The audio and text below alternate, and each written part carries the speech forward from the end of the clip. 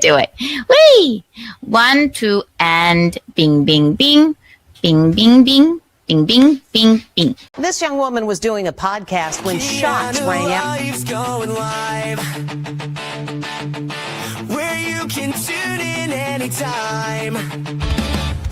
She's so silly and she's sassy. She's so one-to-word. She's impossible to ignore. Right. Kiki doesn't give a fuck. It's a party in the stream. Going bang, bang, Okay. bang, bang, bang, bang, bang, bang, bang, bang, bang, bang, bang, bang, bang. Keanu lives on the rise, where you can watch her all the time. She's so silly and she's sassy. She's so one-to-word. She's impossible to ignore. Kiki doesn't give a fuck. It's a party in the stream. Going bang, bang, bang, bang, bang, bang, bang, bang, bang, bang, bang, bang, bang, bang, bang. Going bang, bang, bang, bang, bang, bang, bang, bang, bang, bang, bang, bang, bang, bang, bang. We can't, Michaeline, look. Just waiting for this vodka to kick in.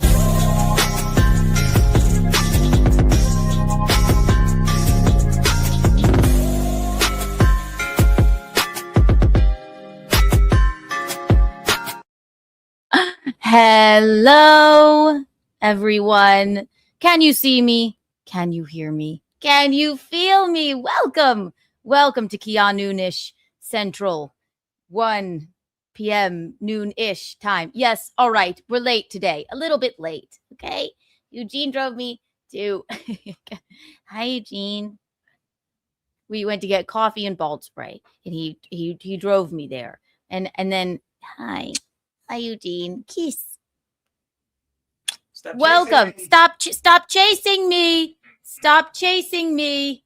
So we have a rabble-rousing episode for you today. Wow, what a week. What a week. Of course, we have an architectural digest. I know you've been waiting for Emma Roberts, and I took a peek at it earlier, and there's some weirdness in there, for sure, for sure. Spencer Pratt update. We have to do a Spencer Pratt update, of course. He's kind of losing me. Might be the first time I'm going to say it. He might be losing me a little bit here. Pratt Daddy. I don't know. I haven't read the article yet, but I went like this. I'm serious.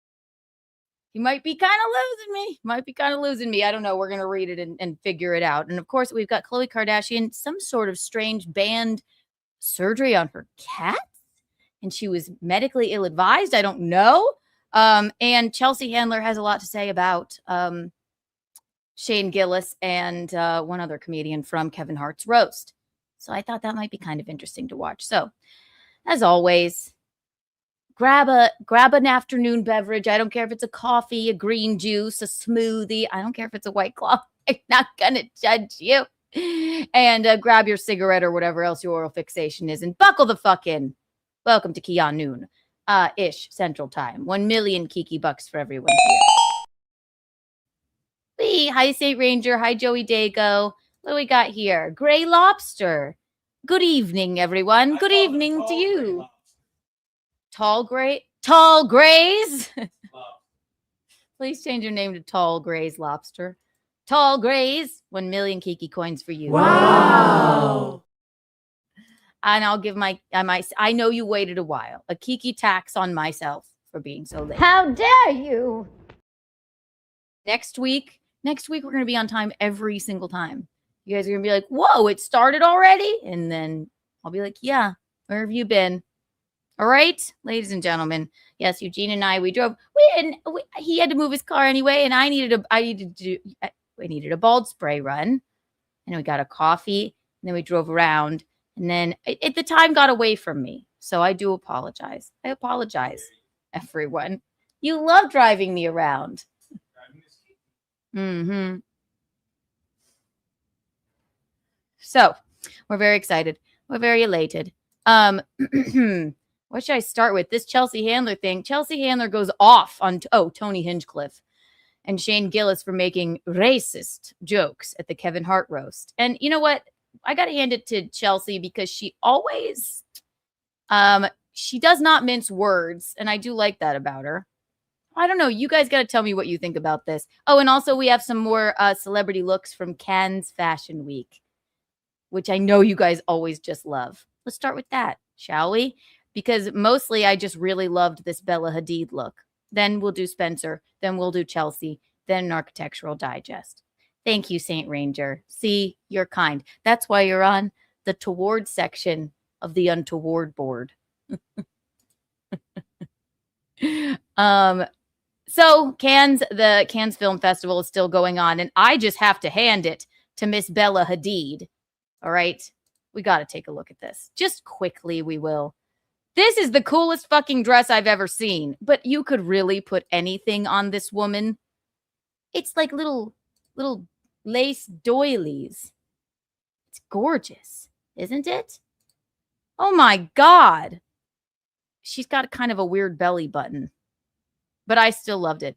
Fresh from the Met Gala, stars are continuing their style streak on the Cannes red carpet where cinematic glamour reigns supreme. Go away. The 2026 Cannes Film Festival, opening now through May 23rd, is officially underway. The red carpet is already delivering. Now, she wore Scarpelli, which I love. And this is so fucking cool. This is so fucking cool. And she wanted to wear this because there was a no nudity policy this year. And I guess this would be, but tasteful. This would be as close as you could probably get, but you can't see anything. My God, who could wear this? Who could wear something like this? I just thought that was an A+. This is horrible. I do like Alexa Chung, though. I don't know. That does nothing for her. We have Demi Moore again, giving us a, all right, Demi, we've really loved what you've worn so far, but I don't know about this one. There is no reason for this giant black tie. I don't know about that. And I would have slicked my hair back, but people have been very rude about her current weight. So maybe she was just trying to cover up a little bit. Halsey, no, thank you. This looks like a sconce, and we all know how I feel about sconces. The no nudity was made because Bella showed up with nips 3 years in a row. Yes, but but tasteful nips. You know what I mean? Like, it didn't bother me. And it depends on who you are. If you're Bella Hadid, like, I feel like we don't mind. Or am I wrong? I don't like this at all. Oh, Laura Dern. They all look fine. This is Ruth Negga. I love the color navy. Her makeup is having not a very good moment here. What on earth? Ruth. Okay, there's Demi. Halsey, no thank you. Laura Dern is just Laura Dern. It doesn't matter what she wears. What happened to her face? I don't know what's going on here. Huh.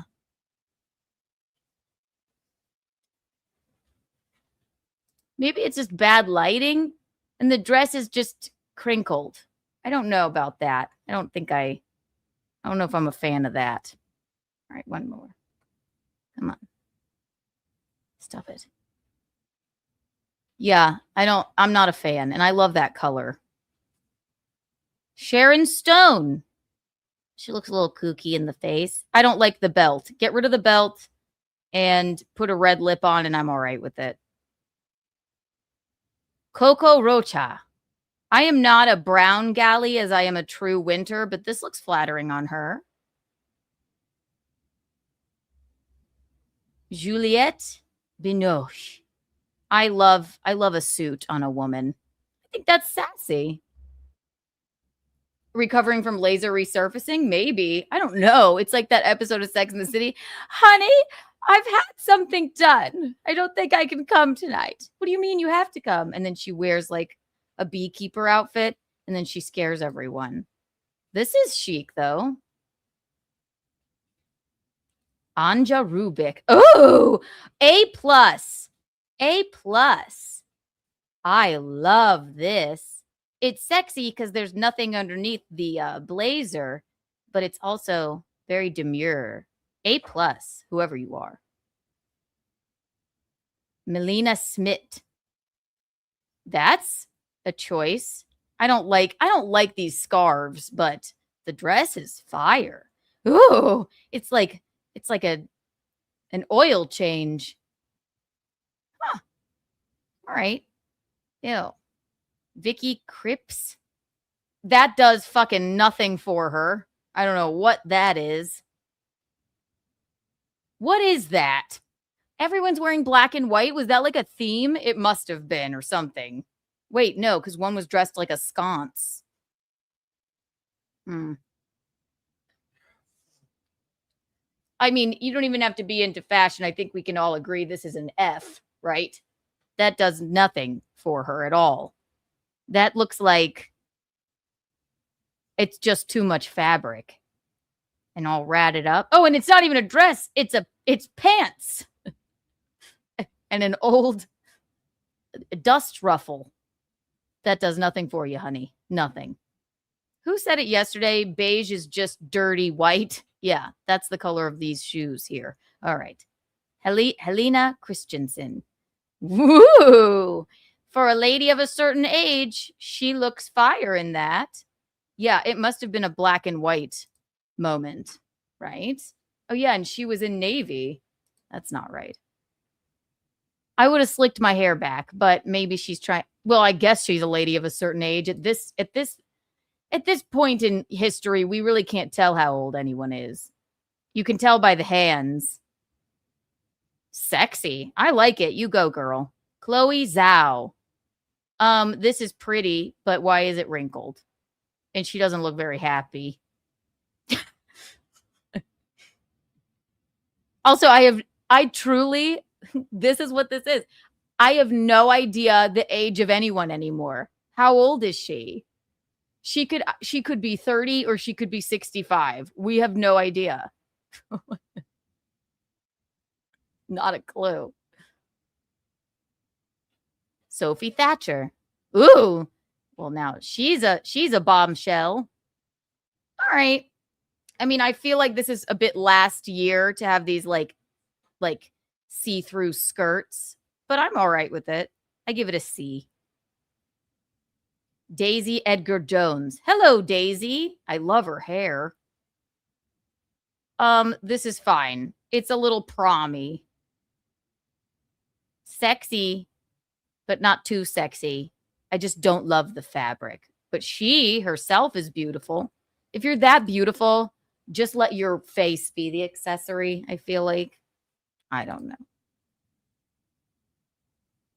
Renate Rinsv. It's a little plain for me. I would have slicked my hair back, and if it were black, then she might be an A, but this is a B. Demi Moore again. She's loving her feather moments. All right, Demi, you can do no wrong. Even the bug eye glasses. And you know what? If people were judging me for, like, they're like, she's so disgustingly thin, then maybe I might put on a big peacock frock on myself as well. I give this an A. I think it's interesting. Sharon, go. Okay, we don't need a shawl and the gloves, but the dress is fabulous. Okay, maybe just get rid of the gloves and I'm fine. B+. Havana Rose Liu. This does nothing for me, but she looks happy with it.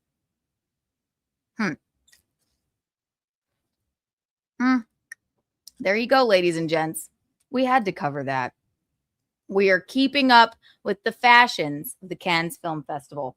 I think I spoiled Survivor for myself, which is making me want to. I am so upset. I don't know for sure, but I saw a picture. I thought Survivor was on Thursdays. Or maybe that's just when we watch it, but it's the fucking finale. And I was going through looking for things to talk about, and it said Jeff fucked something up. Jeff! And then it said spoilers ahead, and I saw a picture, and I'm fucking pissed. Gino. Well, we're going to have to watch it tonight. I'm rooting at this point. They already, listen, it was the first season I even liked Ozzy, and he fucked it up again. How many times are you going to, if you're not a Survivor fan, I'm sorry, but how many times are you going to play Survivor and walk home with a fucking idol in your pocket? How many times? At some point, it's insanity. Thank you, Saint Ranger. I always do. I always do. Also, this other thing, the new Betty Boop. How do you guys feel about this? A new movie?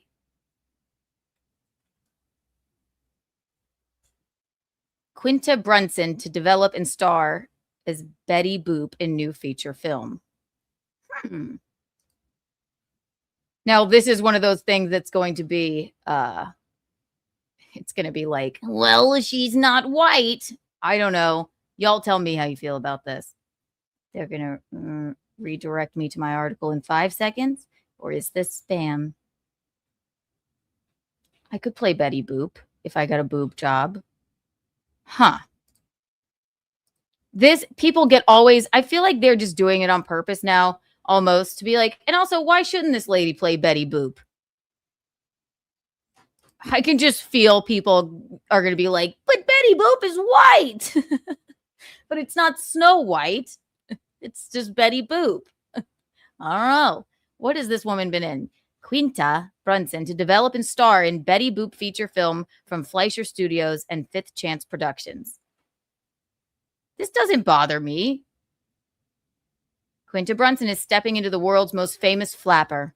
The Abbott Elementary creator and Emmy winner will develop and star as Betty Boop in a feature film adaptation of the nearly century-old animated icon.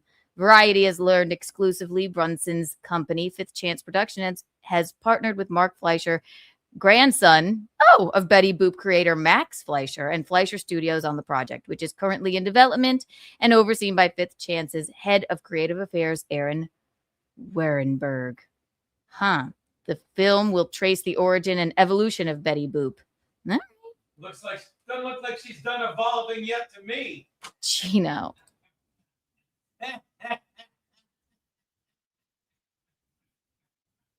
Eugene. Yes.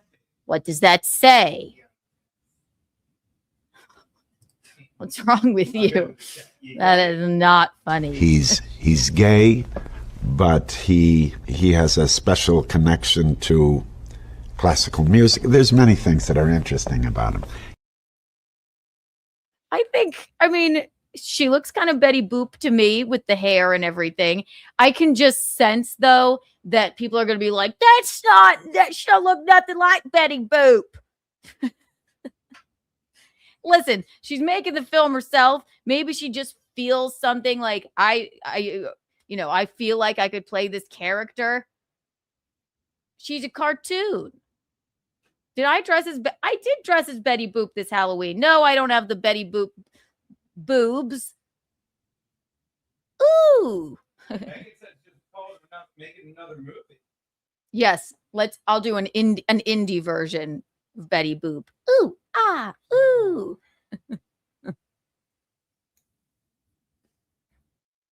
Just make it another movie.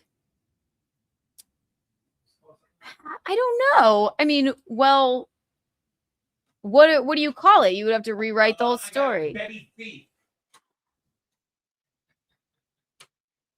You're Betty Stupid. Betty Boo. Boo, Eugene. Yeah, you're right. Call it LaQuanda Loop. See, this is why I have to tell you guys these stories, because everyone's up in arms. But listen, all right, I guess I could see. Well, I mean, yeah, how well did that go with the Snow White thing? But I liked that actress. I saw her on Broadway. I can't remember her name, but she was in like a Romeo and Juliet, like sort of K-pop, like Gen Z version, and she was great. But that movie didn't do well, did it? No, it didn't. Yeah. I mean, I think she must know if she wants to pursue this project and the friggin' grandson of the creator of Betty Boop is like, yeah, let's do it. Then I think we're okay. I think it's going to be fine. It's going to be just fine. I just like to trigger everyone. I can't wait for Quinta to play Betty Boop. Let's see here. All right, Spence. Might be losing me here. First, let's watch his. First, there's a new AI ad for Spencer Pratt. Yeah, I sent that. Have you seen it yet? No, I have not watched it. Another Pratt man. As you know, Spencer Pratt is running for mayor of LA, which we're very excited for. Very excited indeed. He just wants to clean up the streets and not have California burn down every year. And I think that that's a great thing to run on. And I just love reality television. And he is the creator of the reality television villain. All right. Let's check out the new ad, huh? Oh, it's another Pratt man.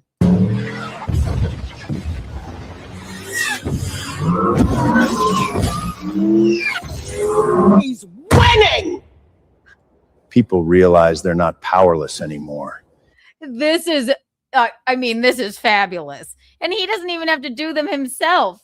This is fabulous. Okay. You know what that means? Mothers can take their kids to the park again.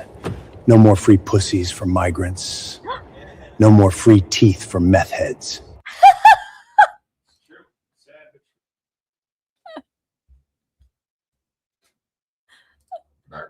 Is this getting through to you? You'll have to get real jobs like everybody else. I want your evilest ideas. What if we make BBQs illegal? That's evil. That's This is a puppet. I know. She was gonna be in the lead. Spencer Pratt Spencer Pratt came in and fucking got them all. Wow. The biggest drop of any, after any debate of any. You think I want to run against her? At least she's been a mayor. Yeah. You are just some random council member Yeah. who's been fucking everything up. With dual citizenship, that should never be allowed. Oh, really? Yeah, like Peter pointed, it's common sense. Think about it.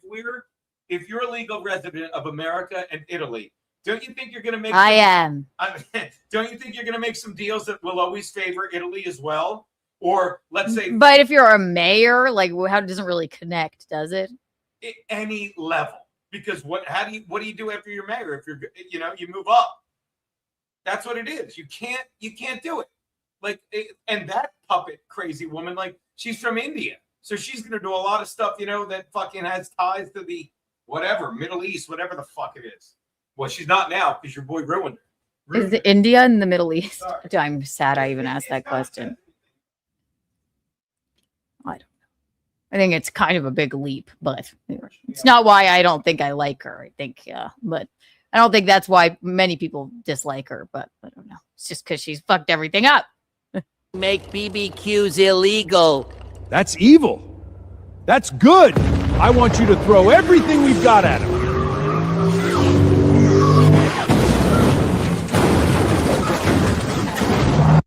Spencer and Heidi, he's just got to be friggin' creaming his pants over these. And she's probably like, Spencer.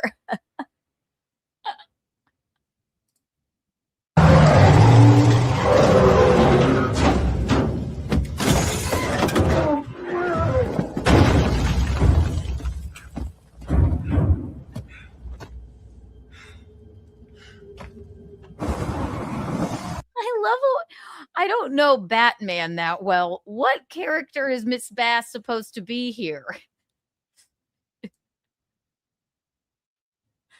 What in the fuck? And then is this Newsom? Okay. Again, political layman, just enjoying the ride here.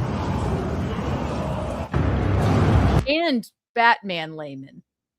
I mean, I loved the well, I love Joaquin Phoenix. I even liked the second Joker.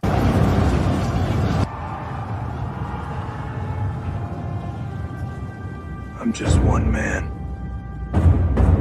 He does not sound anything like that. He would have been, I'm just one man. I'm Spencer. I went like this. Ah. I went like this. Ah! I'm serious.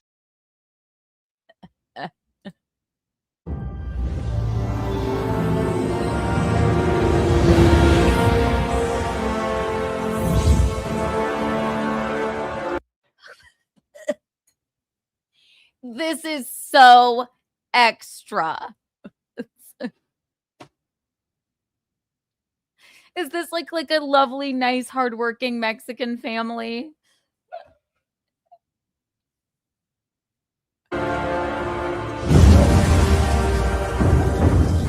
Here's some nice moms walking their dogs. Oh, Doom and Thanos. Thank you. Thank you. Thank you.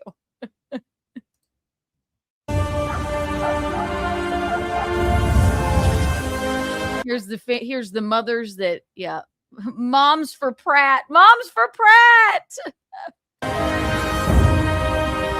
Everyone is really represented.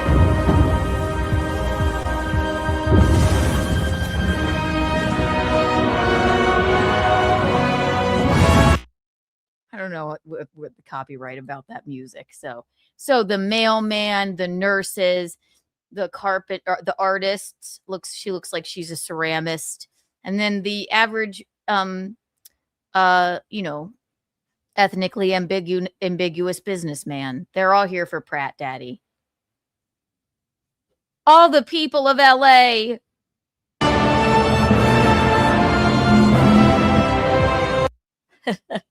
They're like, oh, fuck. Oh, we got to hear what she says. Look at the doggies.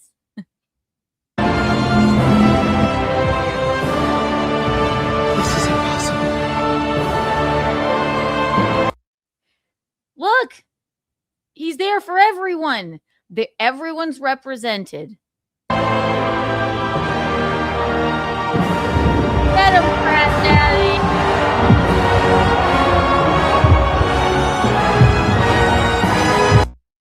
This is so fucking extra. Be the hero LA needs. This is politics, but fun. Not just like a bunch of friggin' liars lying to us in our faces. I'm here for it. Especially, all right, now let's see now. I don't know. I have not read this, but is he going to lose me here? Or am I going to like this? I can't tell. Dun, dun, dun, dun. Bing, bing, bing, bing, bing, bing. Spencer, tell us what you think. Spencer Pratt says his political role model is Jesus Christ. Okay.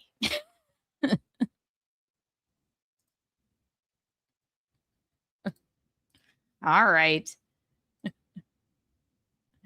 Do I like this or do I hate this? All right. Spencer Pratt, Jesus Christ. Kick off your summer with Memorial Day deals at the Home Depot. Shush. Spencer Pratt, Jesus Christ is my political guiding light. All right. It's a little extra. All right. Spencer Pratt, the reality star, turned Los Angeles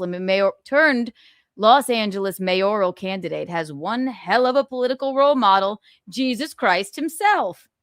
That's right. CNN anchor Alex Michelson asked Spencer if he has a political role model during the interview Thursday on The Story with Alex Michelson, and Spencer bluntly responded, Jesus Christ. Jesus Christ. He was a politician. Alex seemed a bit surprised as he cracked a smile before changing gears and asking which modern politician Spencer is drawn to. You'll have to watch the clip to hear Spencer's answer. We'll give you a little hint. It's not Jesus. All right. Is there a clip? One moment. Go. Mute. All right. Thank you for the ad. I don't know. It's kind of, isn't it sort of blasphemous, I guess? I don't know. To compare yourself to Jesus? I can't tell. I don't know. Who is your political role model? Jesus Christ. Okay, That's what. Yeah, he was a politician. He had to, he had to go in and. Are there any speak. modern politicians that you're especially studying or drawn to? No, I'm not a politician. I don't want to be a politician. Yeah. I want to Good be answer. a fighter for the people. But you've mentioned though that Obama. I'm most similar to Obama. Okay. That I can handle. Listen, people hate Obama too. We just, but not what was the last? Hang on. He almost seemed like he was kidding. All right, we're back on track. That's fine. And Jesus loves it. That's where I was thinking like he was going. He's like, Jesus loved everyone, blah, blah, blah. He almost laughed and cracked a smile when he said that. He's like, Spencer, a modern politician. And now he's saying he's like Obama. Like I'm saying, he's got something for everyone. He certainly can't say Trump, who was also a reality star. And obviously loves this show. Bing, bing, boom. Why do you think he thinks he's like Obama? I don't know. Eugene voted for Obama. Did he tell you that? He did. Eugene. He said he took back Jesus Christ as his political role model and he said Obama. How do you feel about that? Say it again. I'm sorry. He took back Jesus Christ as his political role model and he said Obama. Who did that? Spencer. You voted for Obama. He did not say that. Yes, he did. Spencer Pratt said we just watched it. He said you could. He said I'm not a politician, but you could, I guess, compare me to Obama. But what about the Jesus thing? He said Jesus, and then he went, "Is there a modern politician?" And then he said Obama. Now you're off the Spencer Pratt train. No, I'm not off the train because I get it. That's him being like a LA person. I'm guessing. Obama predates my caring about politics, but he's like, yeah, Obama you voted for him. He's not smart enough to realize how much Obama furthered racism. He's not a politician. He said. Oh, how did Obama further racism? I want to know your thoughts on this. Michelle Obama, the day her husband was elected president, said, "This is the first day I'm proud to be an American." Now, what do you think of a first lady saying that? And not just a first lady, a woman who's black has had, because of how far this country had come, she was a wealthy black woman. Mm-hmm. Yeah. Okay. And not because of welfare, Keanu. She was a wealthy black woman, and she said, "This is the first day I'm proud to be an American." That sets the stage for racism. Because she said, now you racist final, and she's so dumb. Well, forgive me, because I'm a genius. Yeah. But she's so set in her political ways, which ties into how fucking Spencer would say. She literally was saying, well, the reason Hillary lost is because after 2 years, 2 straight terms of electing her black wealthy husband president, she basically said, well, then people were racist. So everyone that voted for Obama, a lot of them suddenly became racist. Like, you're sitting there singing Kumbaya, and then suddenly you scream, fucking. Whoa, yeah. No Sorry. one does that. So now she's back. She's backpedaling on that. But that's how stupid politicians talk. They don't think things out. I hate all politicians mostly. So again, except for Larry Sharp. I can see him being like, I love Larry Sharp. I voted for Obama. We know this. Will you put my White Claw in here? I wanted change. Who's White Claw? Thank you for my White Claw. You're driving me to drink. She goes, I can go get my bold spray. And then I look in the back, I'm like, there's a couple White Claws in here. Do 5 White Claws? 2. Do 3 cases of White Claw? 2 White Claws. And some bald spray. Is that too much to ask? I will drive you. You did. Thank you for driving me. I would have walked, but it was raining. So yeah, I think, but this is what I've been saying all along. Spencer, literally, he doesn't want California to burn down anymore. He was personally affected by it. So was his family. His mom's house, mom and dad's house also burned down.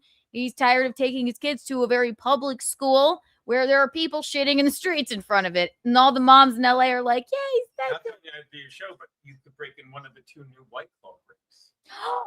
We have 2 new White Claw breaks. Do I get an assist? Come on. We have 2 new White Claw breaks. White Claw break. This is not a new one, but this is our fave. White Claw break.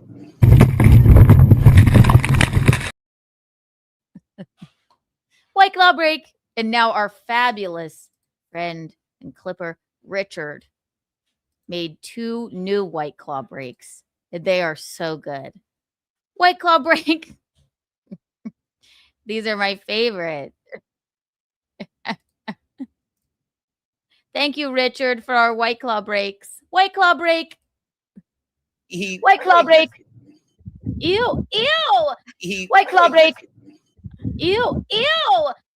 We're going to have to add that one. And then we also have. Oh, wait. White Claw break. Tall grays. White Claw break. Tall grays. White Claw break. Tall grays. Tall grays. Tall grays. White Claw break. Tall grays. Why is it so funny? Why is that so funny? He had no idea. He goes, "What's that?" twice, completely obliviously. Just, I said it 3 times. Tall grays. Tall grays. Why is it so funny? Everyone subscribe to Eugene Visconti and me, obviously. It's rude to watch and not subscribe. They were humanoid, but taller and thinner, and they didn't move like humans. It was insane. Tall grays. It was insane. What's that? Tall grays. I'll find it right now. What's that? Tall grays. They were human.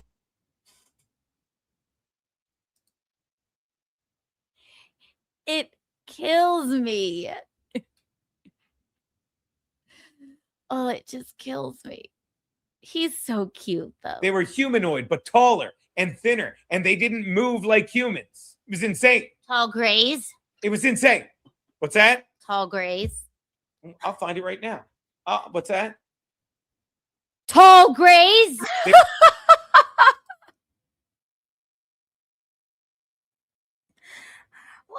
Why does no one know what a tall gray is? It's an alien. Tall grays. They're tall.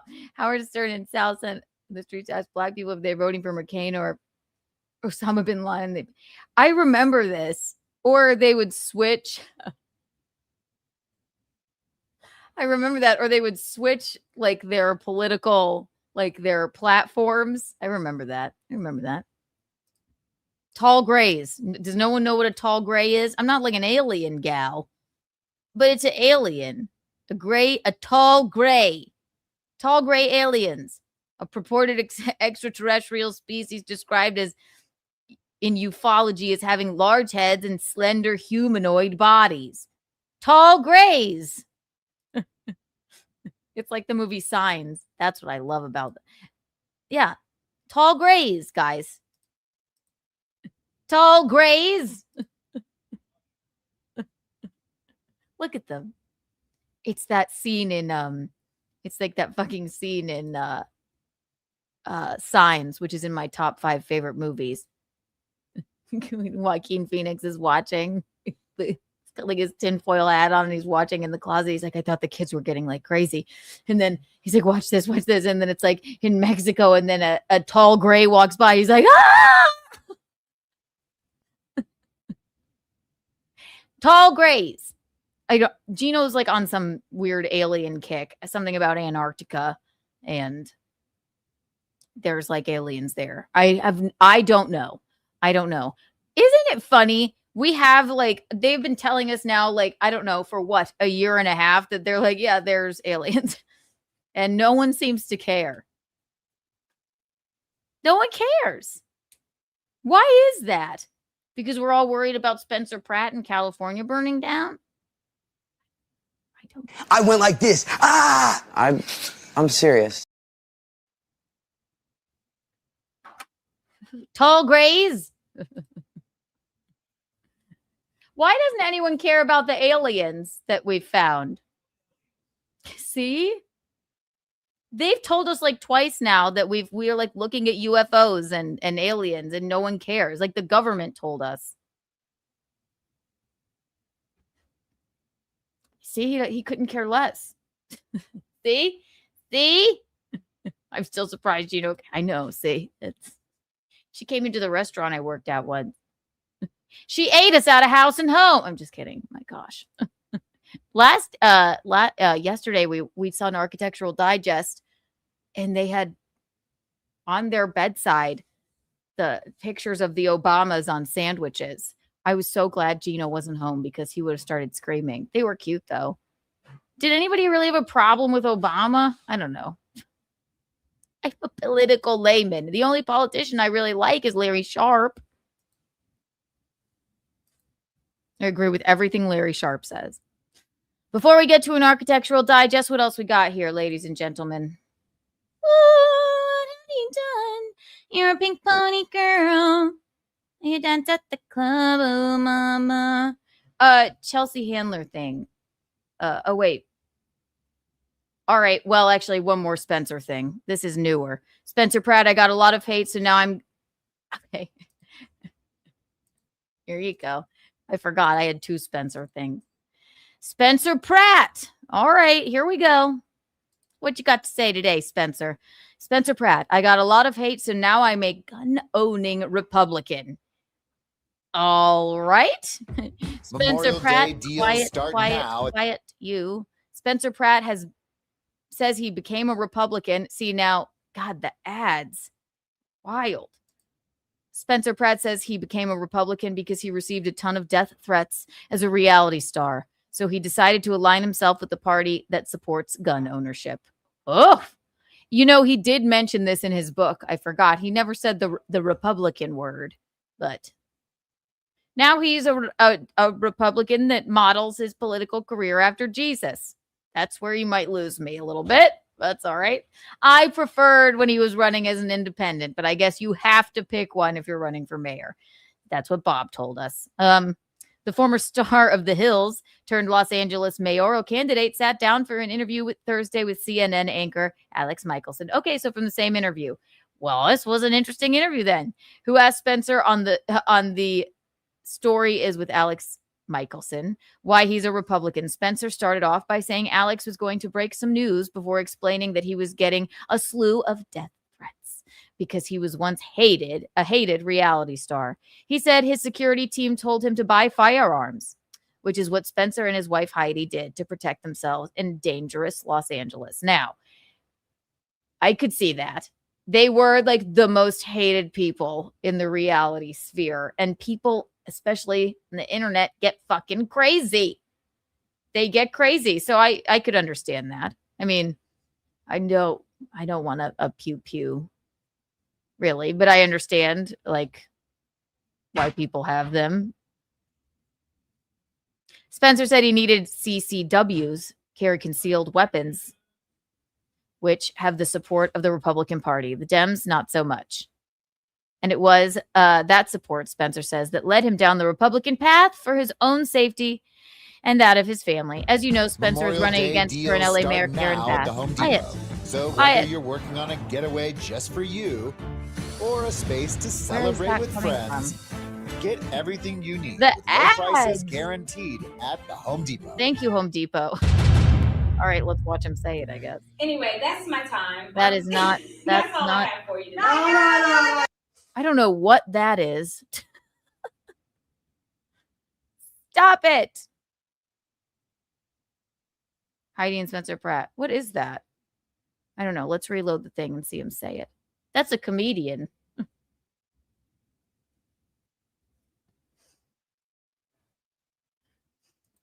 Peanut butter. Jesus is for sure the way, Keanu. I used to feel the way you do about religion, but I accepted Christ and can tell you that daddy definitely do. I'm not religious. I'm just, I have a few problems with, I'm like, I think there's a higher power. I just, I think it causes a lot of hatred towards for some, that's all. That's how I feel about it. Let's reload this, see if we can see what he said.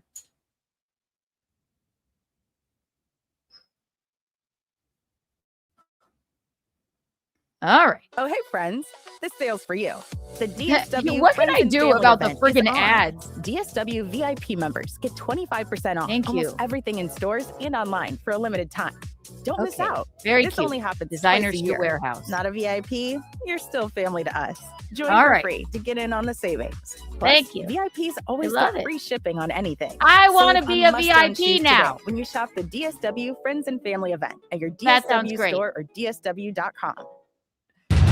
All right. Here we go. Why are you a Republican? Well, you want to break some news here? Sure. It's in my, I've told this before, and this is the only time I've ever said this. So this is breaking news. Everyone's going to freak out. When I was a hated reality star, I got so many death threats. I had so much security and police. And what did they tell me to do? Ad blocker? Get a gun. This is real. I know people don't like guns, but LA was dangerous if you're hated. So I got a gun. My wife got a gun. And then we needed CCWs. The only people that supported a CCW was the Republican. That was what I aligned with: my safety, my personal safety, my family's safety. I know people don't like guns, but when people are threatening your life and your own security is telling you you need to have home protection, train to, it's not like just I went to the, go through the proper steps. That was my, Impetus. that's it. And Period. that was it. And you That's felt it. like that party was more pro Second Amendment. And I know that's a very hot button, but here's the thing. I'm also going to be the mayor that puts LAPD in front of every school to make schools safe from guns. Right now we have enough officers to do that. I talked to a very knowledgeable law enforcement. All you have to do is pick one patrol unit and you give them a nice pin that connects to that school, and that's their street. So they add that one. So that's already part of mine, just because obviously I know people don't like guns and we need to make everything, especially schools, safe. But that is where I connect to. And once you feel fear and it's real, you want to protect your family. I get that. He was a fucking hated reality star. I do get that. And they, if you read his book or listen to it like I did, the producers, I mean, they just kept trying, they would tell him to do things to get him to be more and more hated. And oh God. Heidi. I do kind of like the notion of Heidi with a gun. Ooh, a pew pew. But I'm sure they got them in a, I don't know. What are the laws in Los Angeles about pew pews? They frighten me. I don't like it. Of course, I grew up in the South. They'll give your baby a gun if they want it, but not my thing. But, where the fireworks plant was, for security purposes. Yeah. Everybody out there, not everybody, the owner, my dad. If you're in there, during the 4th of July, people would, if somebody breaks in, you got nothing. It would take a fuck ton of time for somebody to get out there. Yeah.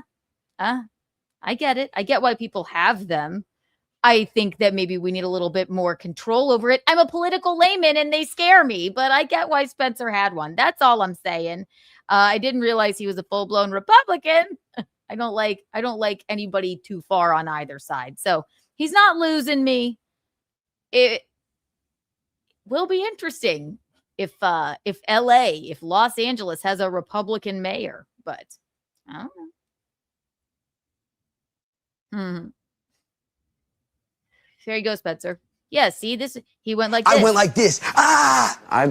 I'm serious. Yeah, I don't know what to do about the pew pew thing. Not a clue. Not a clue. Scary stuff. But I get it. He was the most hated man. I mean, for a while there in the 2000s, like the 2010s to the 2014s even. I mean, people just fucking hated him and Heidi. So also you need to get a better security team. If they're like, man, nothing we can do, you better get a firearm. Yikes. You best believe the Kardashians probably have very armed guards. So I don't know. Yeah, you got to get training. That's right, Aaron James. No, I mean, I don't know. I go back and forth on that. Like, would I want a? I don't feel like it would be necessary to have a pew pew in this house. I would be uncomfortable if there were, but I grew up with my dad had pew pews, but he lives alone, and we're in the South. That's what it is, you know. It's like when you relax. Oh God, see, if you relax the laws so much that anybody can get one, that's where it gets like sticky. Am I right? I know. Tom Thompson. I love his gift shops. Whose gift shops? 1 million Kiki bucks for you. Wow.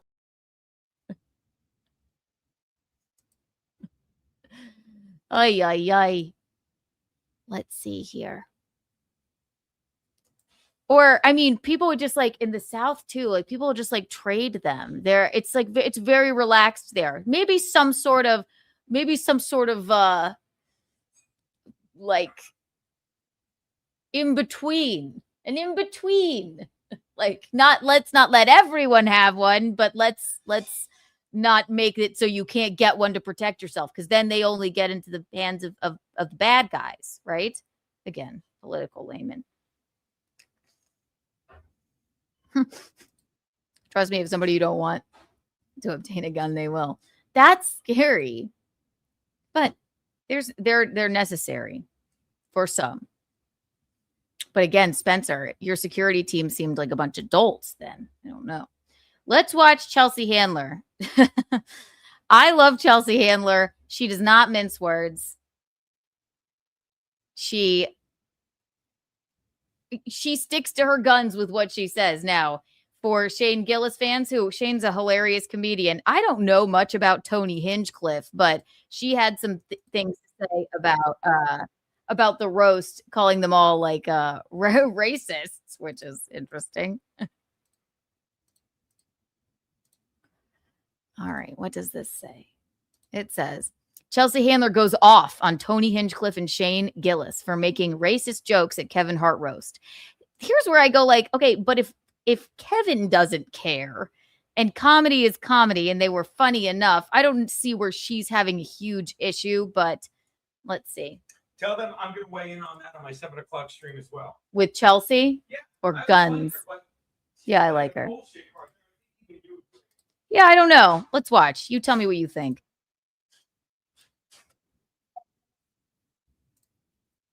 Oh, I'm pretty secure with who I am. Yeah. I don't have a lot of I'm 51. So like I'm pretty secure with who I am. Yeah. I don't care if these guys say that I'm a whore. Like I'm doing exactly what they're doing, except I'm a woman and I'm allowed to. And that's real. Yeah, I'm rich, I'm famous, and I'm hot. So I'm fucking people. You're like supposed to. that's what I'm gonna do, and I'm gonna that's how you should feel if you're Chelsea Handler. I'm rich, I'm famous, and I'm hot. Now that's debatable, but I think she is pretty damn good looking. You don't remember? Oh, Spencer's gifts. Yes, Spencer's gift shops. That went right over my head. No, I remember Spencer's gift shops. There was all sorts of, yes, like right across from a Hot Topic. I love his gift shops. Wrong Spencer, Tom. 1 trillion Kiki coins for you. Yeah. Wow. Did you tell him I need new golf clubs too? Mine don't work anymore. Did you point that out? Gino said his golf clubs don't work anymore. That I got you. Yes. He said when Tom got me golf clubs because we're going to South Carolina, and he said, Gino said, could you get me new golf clubs too? Because mine don't seem to work anymore. Mine are it's a busted. Joke because he sucks at golfing. Really bad. Really badly. Really not good. Busted up.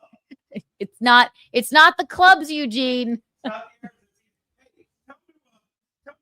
Left-handed ones. Maybe I'm left-handed. I don't think you Because are. I'm sure ain't right-handed. No. Megan, thank you for the orange boy. Thank you, Megan. I enjoy watching you, Kiki. I really want to thank Gino for taking the time to write that wordy joke I asked for. What wordy joke? Eugene?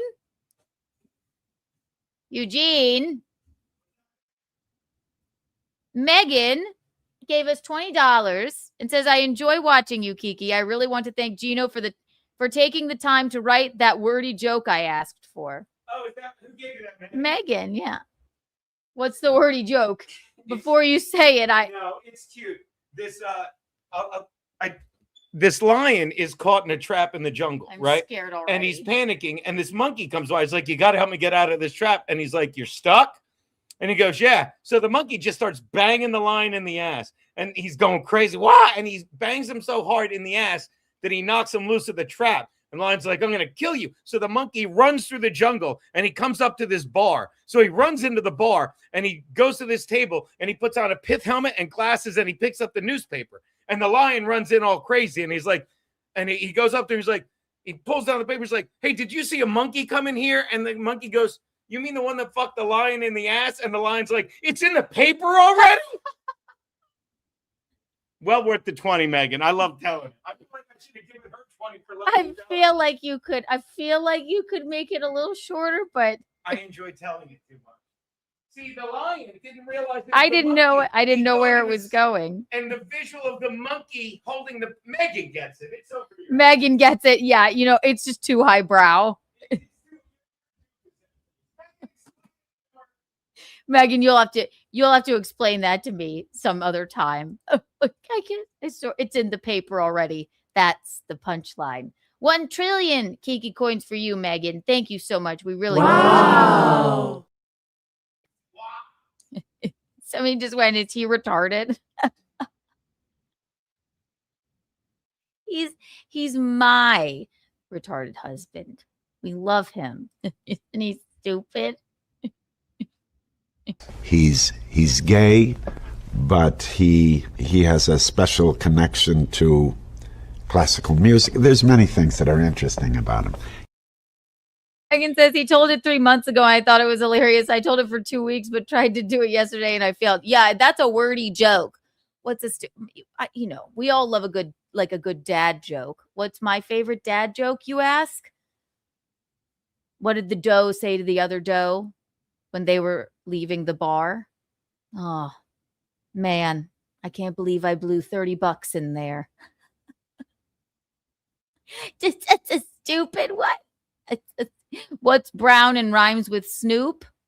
Dr. Dre. It's not poop. See, it's a rap joke.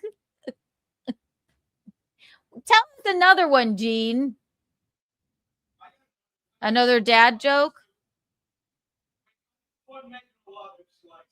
Here's one more. Tom taught me this one, I think. There's a priest and a rabbi, and they're sitting at an outdoor cafe, right? And a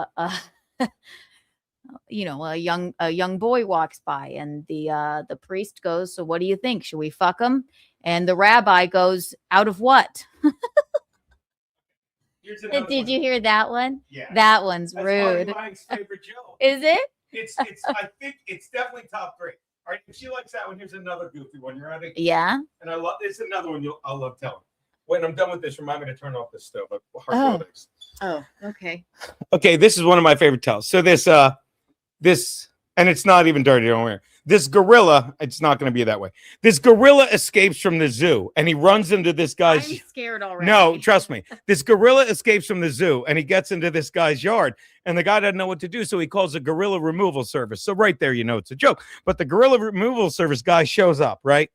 And he surveys it. He's like, I can help you. So he goes in his truck, and he gets a stick, handcuffs, a shotgun, and a chihuahua. Okay. And he walks back up to the guy. He's like, we can get this, but I need your help. He's like, all right, here's what I'm going to do. He tells the guy, I'm going to climb up into that tree with this stick, and I'm going to push the gorilla out. What? I'm going to push the gorilla out with the stick. So, it's a joke. He's like, I'm going to push the gorilla out with this stick. When this gorilla falls to the ground, see that chihuahua? He's ferocious. That chihuahua is going to run up to that gorilla and bite him on the nuts. And when the gorilla bends over in pain to grab his nuts, slap the handcuffs on him. And he goes, you got it? And the guy goes, stick, chihuahua, handcuffs. He's like, well, what's the shotgun for? And the guy goes, if I fall out of that tree first, you shoot that fucking chihuahua.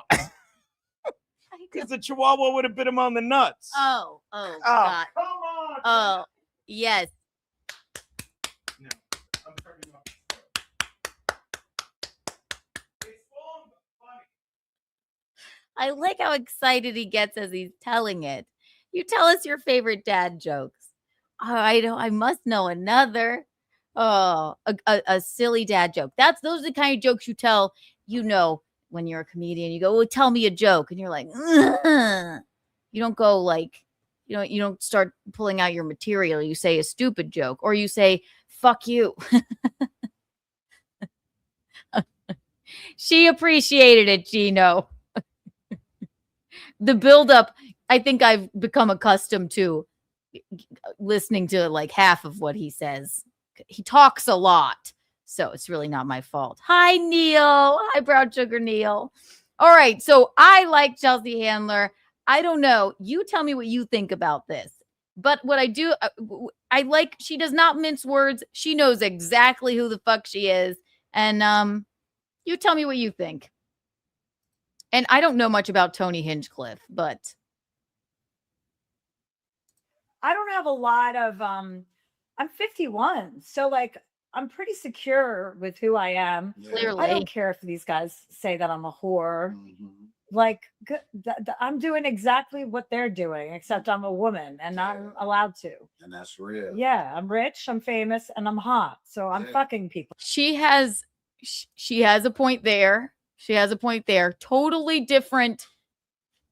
I don't know. Let's listen to this, and then I have something that we might all, maybe I have a comparison.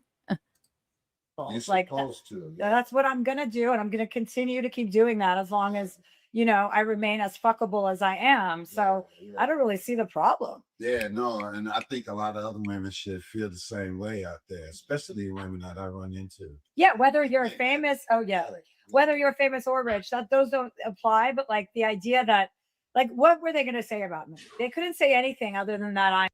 See, I don't think it is a rough 51. I think she looks great for her age, and she's always been funny, and she's always known who she is. If she were saying things that you liked, I think you'd be like, she's hot as hell for 51. Do you know what I mean? Is that was the joke? She was the only woman at the Epstein dinner. I think that was, maybe this is why she's upset. I don't know. A whore or my age. I think that was the other thing that they went in. And you're like, well, okay. Those aren't jokes. That's not clever writing. And I knew they would be lazy because they do that for a living. And I knew enough about like Tony Hinchcliffe and Shane and their backgrounds. I had ex-girlfriends blowing up my DMs that had dated Shane and were telling me stuff about him. So based on that, I was like, oh, these guys are pretty bad. So you had something on him that you was going, you could have, tell us now. What shit Shane? It's just everything we know, that they're racist, that they're bigots, that they're sexist, that they think they're like. Gino's like, what's the problem? I'm just kidding. Invincible, that they've been canceled for being like, Shane got fired from SNL, but then was on SNL years later. So he got fired. So what happened in between those two events? Did. So he believes, this is per one of his exes, that he's invincible. He's like, doesn't matter. I can say anything I want. Yeah. Do you think that now a lot of like white comics, I don't know how much we should, especially if Kevin Hart doesn't care. I don't know if why would you, Chelsea, have an issue with it? Do you want to be censored as a comic? I mean, maybe it's not for everyone, but I don't know why. I'm not quite sure why she's complaining about it. I feel like she should be on the side of, hey, fuck it, say whatever you want as long as it's funny. I feel like every comic should be like that. You'll know if it's not funny. they feel as though that they could say something racist and it's going to further their career. Well, yeah, they're going to get in with that group of like Roganites and that Austin group of Joe Rogan and all of those guys. The Roganites. Yeah. Okay. We can definitely feel how she feels about the former host of Fear Factor. Okay. And I just, like That's their MO. Even some girl comics have started to do it, to be like in with that group. Yeah. So I was like, they say this racist. Yeah, because I'm starting to feel that. I'm starting to feel like. Can you turn your microphone on, sir? Like, what's going on? What?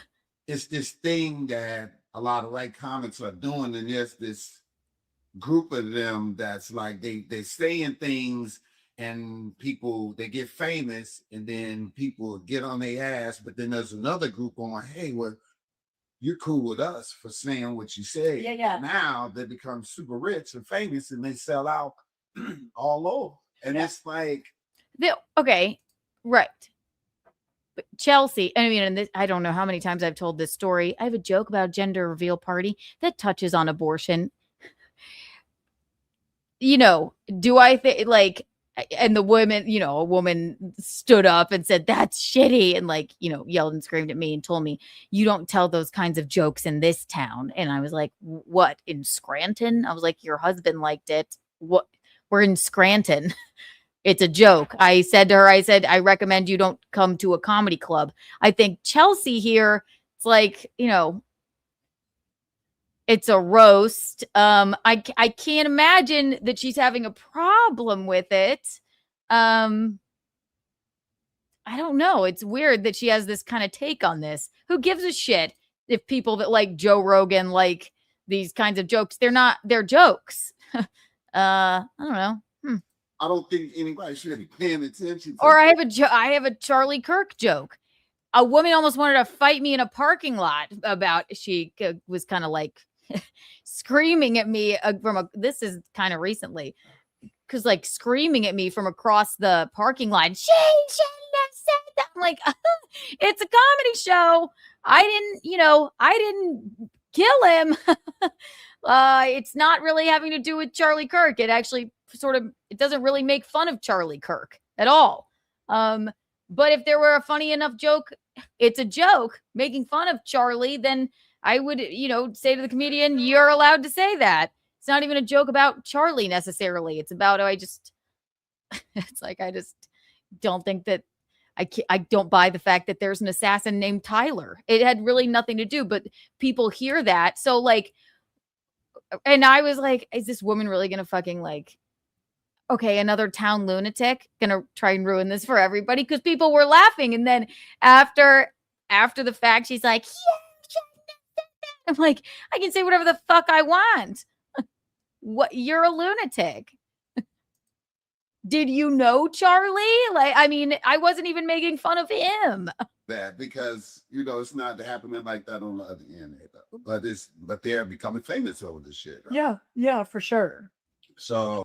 Oh, it's not too soon. Shut up. It is not too soon.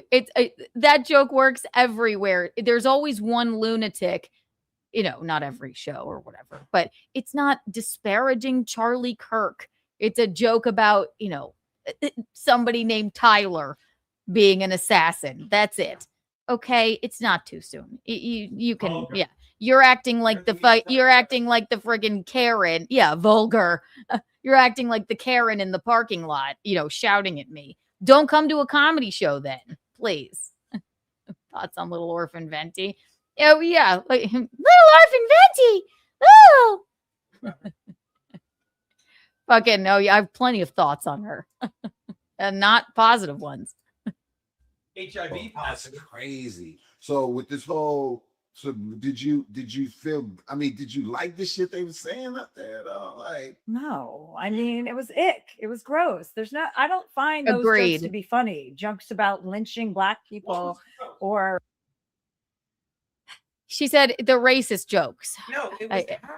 Yeah, hack. She did say, this is what they're used to. It's easy. They're stupid. Okay. So if she's doing that and being like, it's not that, she's like, I just don't find it funny. Like, that's what I said. You'll know if it's not funny, but she's saying that they're used to just telling hack jokes. There's a video of Cheryl Underwood talking about it. Cheryl? What's her name? Who? Cheryl Underwood talking about the roast too, and she was great on it. And she called out the George Floyd joke perfectly. Because it's like, what was the George Floyd joke? Right now, George Floyd is looking up at you, laughing so hard he can't breathe.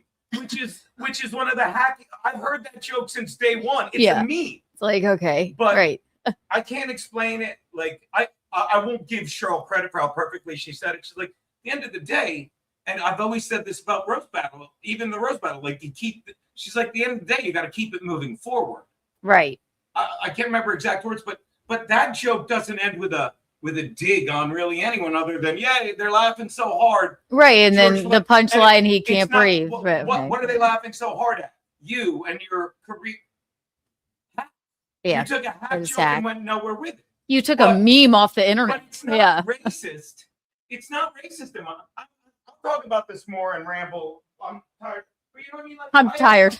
I have problems with some of the shit she said, but I also agree with a lot of the shit she said. Right, I agree. I think she's just more talking about like it just wasn't funny, maybe. Tom, thank you for the $4.99. A lion would never drive under the influence, but a tiger would. Gene. What? Tom said a lion would never drive under the influence, but a tiger would. Tiger Woods. He just got a DUI. I don't get it. You get it. 1 million Kiki bucks for you. What? That's Nico bucks. That is very funny. But a tiger would. But not bad. Not bad. Chelsea Handler would have loved it. There you go. A lion.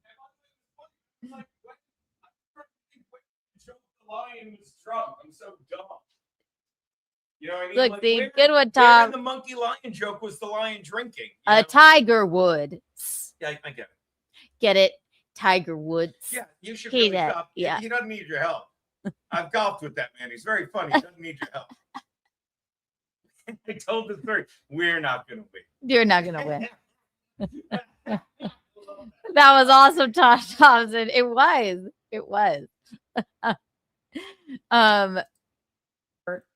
Like it becomes super rich and famous and they sell out all over. And it's like, I don't think anybody should be paying attention to that because, you know, it's not happening like that on the other end. But they're becoming famous over this shit. Right? Yeah, for sure. So when you garner this fan base, they expect to hear these. So like, I guess it would be like, you know, I mean, I like Sebastian Maniscalco just like anybody else. And he goes, when he says something, and the mother-in-law came over, Italian, like everyone's like, yay! It's like you have to almost try less, I guess. And that's the fan base that they have. I wouldn't call them all racists. I think that maybe they just find that kind of like shocking humor funny. And they're like, yay, look, this guy's saying it. So, I mean, I don't know. Is there something to complain about here?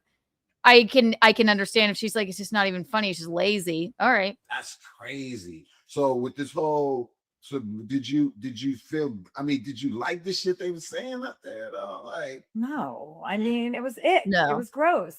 I don't find those jokes to be funny. Jokes about lynching Black people.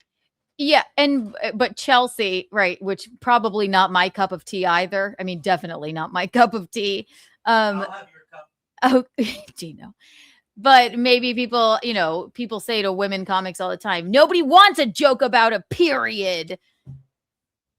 Well, if it works, it works, you know? I mean, they say it maybe hear a woman tell jokes, period. Hey, can we put that in the app? That's not bad, right? Get the fuck out of my face. That was pretty funny. You're a douche. You're a douche. Yeah, take that, Tiger Wood. Tiger Wood. But listen, I mean, fucking, or you could take it to podcasts too. Please don't at me. Chelsea Handler too. But fucking Alex Cooper has galvanized an audience that likes to hear her tell fucking, well, she doesn't do it so much anymore, raunchy like stories about sex. Because it gives them like, they're like, you know what? I've been there too. So it just depends on who you are. And these people have their audiences. Chelsea, you have yours. And I guess Shane has his. And Tony apparently has his too. I mean, for Christ's sake. But I guess she's just saying, I just don't think it's funny. I think it's weak and lame. But or like lynching is not a joke. It's not, that's worse than rape. Like, you're not joking about rape, are you? Are you saying I'm going to go rape you? You know, you can't do that, but you can say lynching. Like, I find that to be, I don't know, you know, people are like, it's a roast, you go for it. I'm like, you can go for it without being gross. Yeah. Like, I find that to be gross. I don't know. What was the lynching joke? I don't know. I mean, more power to you if you made something like that funny. I'd probably be like, too, but I don't know. Found with them making fun of Cheryl Underwood's like dead husband who committed suicide. Like, a skin color. You know, she's fine with that. If she says she's fine with that, she's fine with that. I wasn't fine with that. I thought that was disgusting too. Wow. But there was so much disgustingness that I knew it was going to be such a. Maybe it made her go like. Maybe it made it lighter for her. That's heavy. Yeah. But it's a joke. You know, how many jokes do they make about Pete Davidson's dad, you know, perishing in 9/11? He doesn't go, that's off limits. He goes, laughter is the best medicine, I guess. I don't know. Like, gross vibe that I would be able to elevate it, no problem. And that's what I went to do. I was like, all right, well, I'll pick it up because they're going to try and bring it down. Yeah. And Kevin didn't deserve that. He deserved like an elevated roast. So let me ask you this. When you see other Black people laughing at that, does it make you go, all right, whatever? Or do you think to yourself, what the fuck are they laughing at that for? I mean, I'm not here to tell Black people what's funny about Black jokes. Like, no, I'm not here in the world to do that. Like, I know enough to just, that's my opinion. I don't like that. I also don't like the N-word, but I have plenty of Black friends who toss that around all the time. It's not my place to say, oh, that word makes me feel uncomfortable. Right. You know, Black people are allowed to do whatever they want. If Kevin thinks that's funny, he thinks that's funny. Well, there you go. I don't think it's funny. Right. Well, there you have it. That's how Chelsea felt. I mean, now I haven't watched the whole thing. I saw a couple of clips, but I mean, honestly, if Nikki Glazer isn't there to just like wipe the floor with anybody, I kind of just like, oh, whatever. She's the best at it, in my opinion. So there you go. I mean, she sticks to her guns, but if Kevin had no problem with it, I don't know why. She can complain. She's on a podcast. Let her fucking say how she feels. Sorry, Chelsea felt it that way. Yeah. I mean, we've all been there. It's it's comics or whatever, you know, that's shitty. You know, somebody's screaming at you in a parking lot, like very lighthearted Charlie Kirk joke. I'm not making fun of Charlie Kirk. Obviously, it's terrible what happened. It's traumatizing. I can't even imagine his family and all of that, but it's not a joke about him, disparaging him or anything. It's just like, come on. Lord, Chelsea. She can say, she's fucking she's so rich and so famous. Like, it doesn't matter. She's entitled to her opinion. She is entitled to her opinion. What were her jokes? I wonder. Was she performing? I guess so. Yeah. Handler. They had a great joke roast about her. jokes. Big J. Oh, Big J was there. Yeah, let's read them. What's her name's here? I showed you. She's like, what's her name's here? Said Nikki Glazer couldn't make it, but Chelsea Handler's here because it's her week to use the substance. I didn't tell you that one. I know I did. That is a fabulous joke and a very current joke. That's awesome. Cheryl Underwood appeared on Shane Gillis' podcast today claiming she took no offense to the jokes. Oh, should we watch a little of this? Why not? And then we'll do an architectural digest. What do you say? And that's what I've been doing. And every man I've been with, I'm still friends with.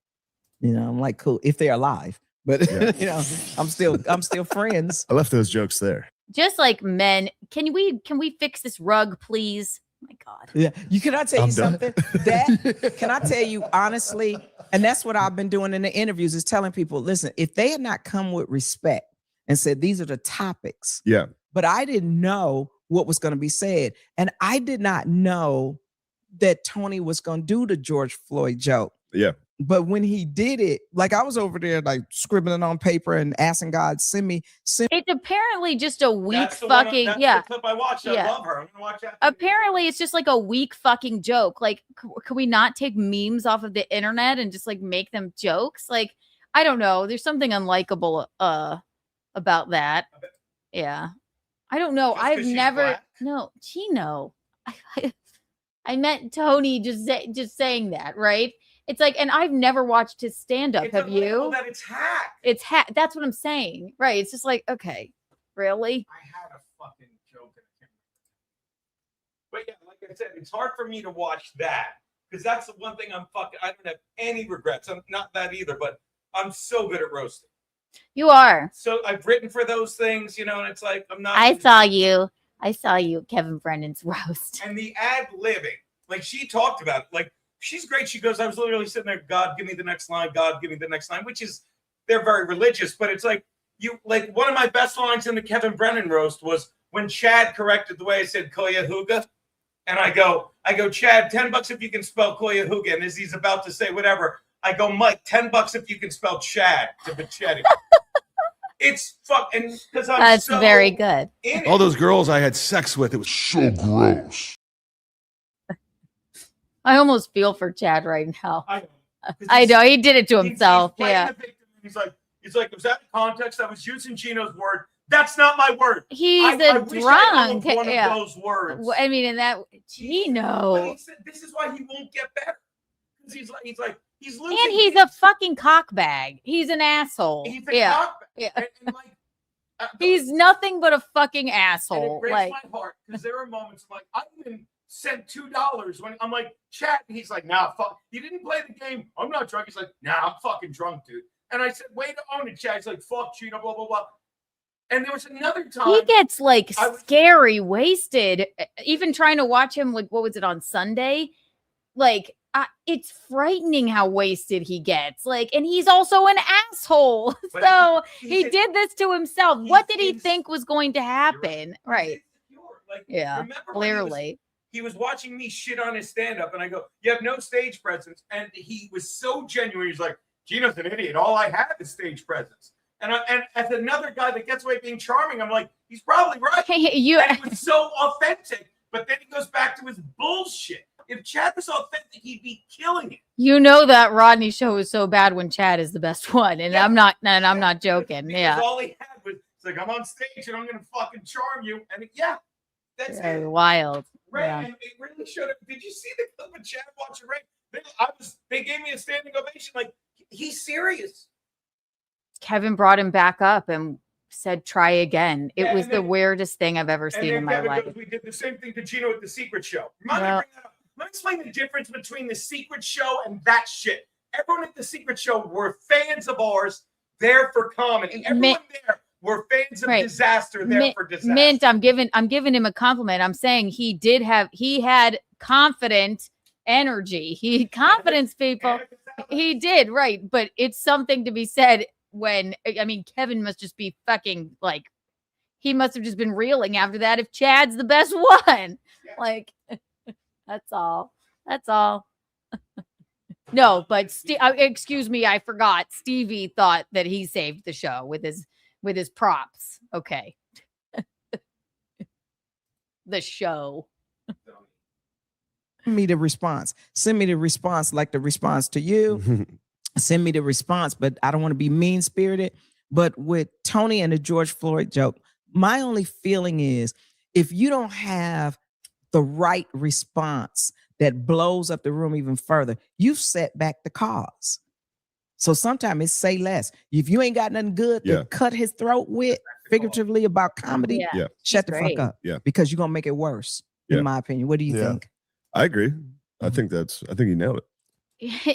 Shane is. Can I say this about Shane? yeah, he's but like sure. he's like somebody everybody went to high school with, It's like that guy's just like, oh, that's why he's like charming, I guess. But look, I'm gonna say I know Shane. Yeah.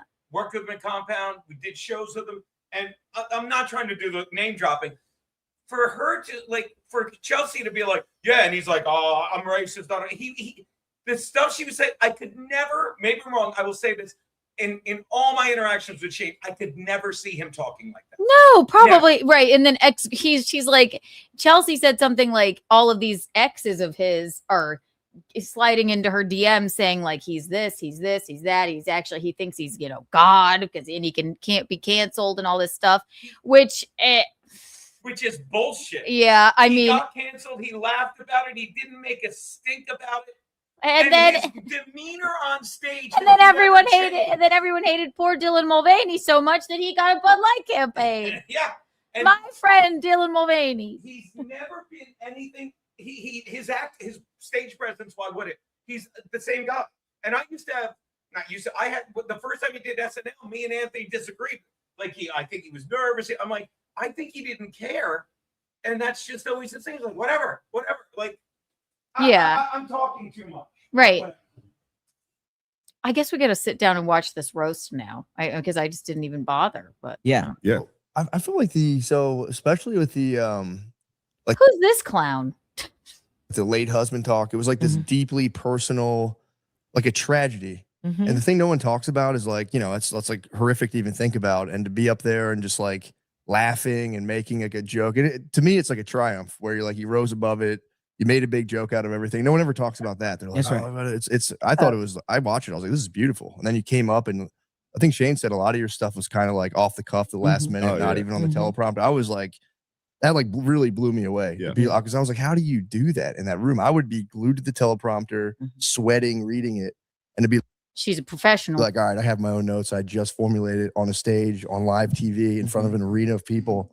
I really was. I was like, this is amazing. Faith in God. Yeah. Ask God, send me the words. Feeling safe. Feeling like I'm not being attacked, so I don't have to be defensive. I don't have to be thin-skinned. And it culturally. This lady's great. My God. We cracked jokes when he died. We did. We cracked jokes. I had to call my father and go, can you come here and identify the body? My father was like, why? I was like, because you're my daddy. Go on in there. Go on in there and look. Go on in there. But right. So Chelsea's saying so if she doesn't have a problem with it and it actually is healing for her to laugh about such a fucking tragedy, then what is the problem? I don't know. Chelsea. In stress, sometimes humor equalizes stress. So for me, when I first got to the talk on CBS, one of the first jokes I told was this joke about my best friend Peaches. Now I'm in Chicago. My husband dies, jumps off a building. My best friend Peaches. Oh my God. Oh my God. Tries to outcry. I have a friend named Peaches. Me at my husband's funeral. And we're in a, funeral home, 71st and Halstead. And I'm sitting up front, and in my family, we don't, because we from down south, and my father is conservative Southern, but we don't express emotion out in public. But so I'm sitting up front, and we hear this wailing coming back from the back of the room, and it's my best friend Peaches, and she's wailing and coming up, and she is showing out. Black people know she is showing out at my husband's funeral. Now her husband is sitting about 4 pews back. I'm just thinking about That's an Italian thing too. My mom has story my mom's youngest brother, oh my God, 12 days before his wedding, dies in a car accident. They had a 3-day wake, and Italians, there were so many people there for 3 days, and the grandma and everything, it's fucking wailing and crawling onto the thing. And my mom's like, get her off of him. She doesn't laugh about it now, but what she's saying is true. It's she's making a joke about it. She's like, Peaches, pipe down. All right. It's my husband. Shut up. my family at a funeral. If one person showed out, they'd beat their ass. They'd be like, what are you doing? Now we all looking around like, who is that? Yeah. And she's wailing. It's always And so a my peaches. father is nudging me and I'm nudging him. I'm like, I don't know what to do. She crying. So I walk up to her and I put my arms around her. And I go, bitch, the fuck are you doing? Yes, because it's like, why am I consoling you? You're supposed to be here for me. And look, she's making it into a story where she can laugh about it. Like, Chelsea, what do you have a problem with this for? I don't know. And we laughing, but it looks like we're crying That's nice. with each other. Yeah. And I said, I'm gonna let you go. Because your husband, Ivory Eugene Granberry, What do you is fix the sink? four pews back, watching you cry over my dead husband. I'm gonna let you go. He gonna fuck you up when you get home. Yeah. And but I couldn't say those words. And Julie Chen Moonves was the one who said, let's make it TV friendly, but let's put some words in it and give it a little seasoning.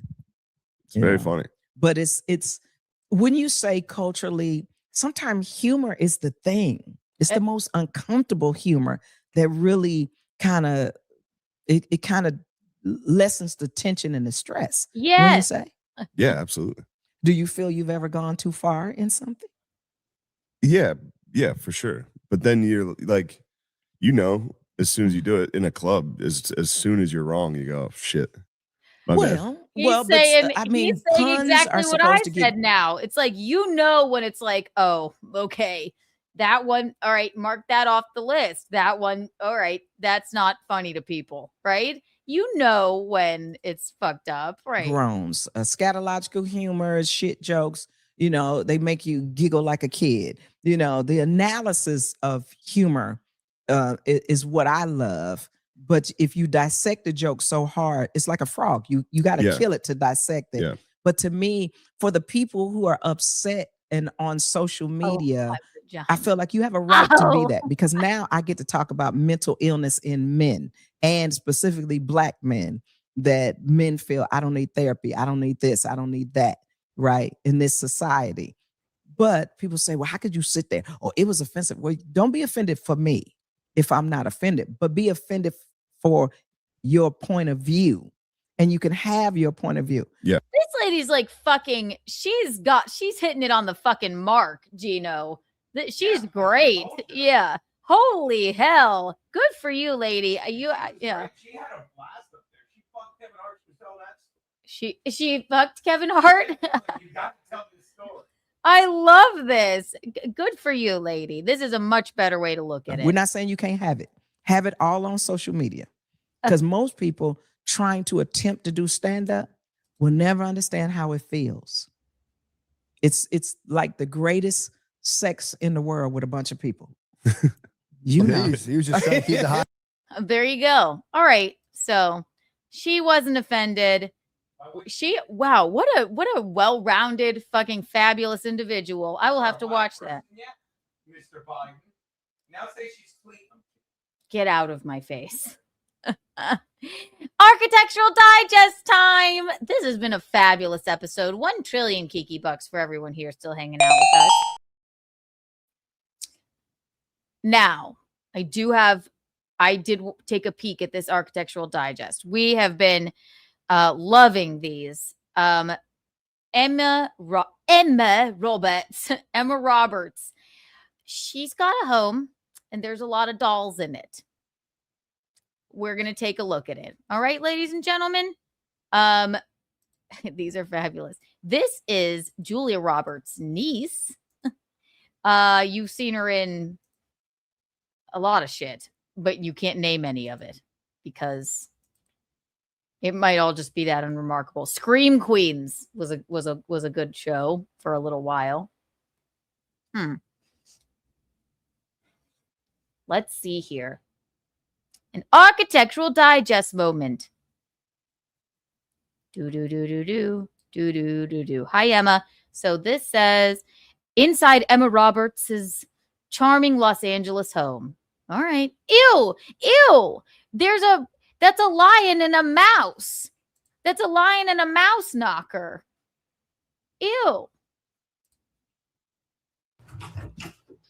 Hey, AD. I'm Emma Roberts. Come on in and check out my house. I love a blonde with dark eyebrows. It's just my preference. There's tons of new in the living room. What I love about this room is that all right. Listen, there's something to be said. It's very popular. This like grandma chic thing. Is it for me? No. And what did we learn yesterday? Beige is just dirty white. I hate beige curtains. I am. What do we like about this so far? I hate this lamp. I hate its shade. I like her little bespoke fireplace with stripes on it. I hate the color of this couch. I hate that we needed to do this like weird crisscross angle on this window. I hate the color of the walls. I don't like stripes on furniture. But I do like mixing of patterns. We don't need to go this grandma chic. You're hot. Okay. They already showed a sconce. Exactly. Like I'm all right. All right, Emma, let's go. that there's tons of new stuff. That table shouldn't have so many coffee table books. The living room. What I love about this room is that there's tons. There's no reason, and I love a disco ball if that's what that is, or a crystal ball. Eugene. You're so funny. We know I hate tassels. There's tassels everywhere. Also, this table has some sort of strange tail. Are you seeing what I'm seeing? Why is there a rat tail on this table? You can't do anything at this table. There's too much shit on it. And you just covered up your window. Emma. Why? Of new stuff, but also we've trunks. What's in the trunk? Reused a lot of stuff from another house. Emily and Louisa Pearson Ward, I told them basically to just do their magic. But what I love about this house is it speaks for itself, where it is like a grown-up doll house. It's very storybook. Ew. Ew. And when we were moving in, it was just me and my son. And so I was just like, she has a son? Ew. Not the sun part, just what we're looking at. Like, I want this to be our house. Soaking tub. We're okay with that. Thank God. That is just our style and filled with our memories and our love. This room really gets used when people are over, or if it's the holidays. Things get moved around for a Christmas tree over there. But I just love to actually sit here and read on this couch. They always act like they're fucking reading. I don't buy it. And again, not everything has to be striped, not even pinstriped. It looks very comfortable though, but like it's why, all right. You don't have to go so far to be like, I'm not rich and I don't have a fucking maid. All right. I hate these lamps. I hate that there's tassels. I hate the color of the curtains. And there is no reason whatsoever to be living in Los Angeles and like cover up the beautiful sunshine with these like things on the windows, the sill, whatever you call it. There is no reason for this coffee table to be here. And I hate these tassel strings on this beige lampshade. It's kind of like my quiet room. The fireplace used to be like mirrored and kind of foggy, and that sounds nice. And then you covered it in stripes. I thought it was chic until somebody told me it wasn't. And I immediately was like, we need to fix this fireplace. And so they came up with the idea of she's impressionable. Stripes. I can't with the stripes. I almost like the fireplace like this, but we don't need to match. First of all, fire hazard. You can't, if you have the fireplace on, you can't even sit here. No giant fabric chair should be this close to your to a little cubby of fire. And here's this weird tail again. Matching the chairs to the fireplace and also tying in the stripe on the couch. So I feel like there can never be enough stripes or fringe or tassels in a house, which I know people would disagree with, but she said tassels, and yes, I disagree. Never be enough stripes or fringe or tassels in a house, which I know people would disagree with, but I wholeheartedly disagree. Now we are at the bar. They found this amazing antique bar that I'm so obsessed with, and vintage chairs, vintage bar. It's very Oh, now we've moved on from stripes and we're doing some like gingham. very, very chic. My staple drink that I make for people is pouring champagne. So this is It's not making a drink. It's not making a drink at all. This also doesn't even look like a bar, but all right. Daniel Day-Lewis. I was at an Oscar party one year and they had these on the table and I just really needed it. And so I carried it around all night to realize it was decor and it's empty and I probably shouldn't have taken it. She stole Daniel Day-Lewis's Dom Perignon decor bottle. Sassy. But I really made good use of it and people love it. It's a great conversation starter. So hi, Daniel Day-Lewis. Moving over to my little office area.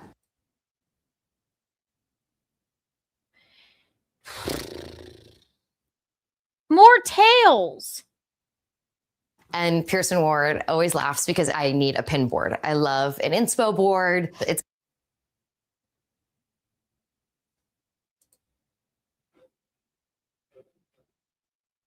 I'm not okay. What's on here? What do you need inspiration for? What's on here? Dice? Hang on. The something Needle Park by James Mills. This is your inspo board. Okay. always in progress. That's what I love about an inspiration board is it's never. Happiness is a peanut. I needed to see that. Happiness is a peanut. This is her mood board. No, I don't have a vision board. Should I make one? You know what? Maybe my vision board. My corner. Take a swig of Claudicom. You're right.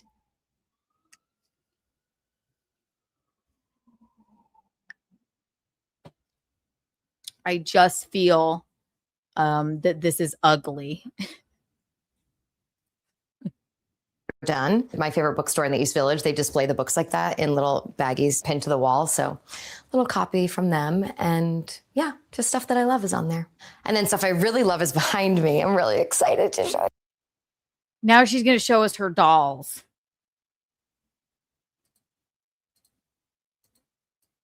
Everyone gets so weird when they do these. It's love is behind me. I'm really excited to show you guys. Behind me. I'm really excited to show you guys. Love is behind me. I'm really excited to show you guys. Show us. Just show us.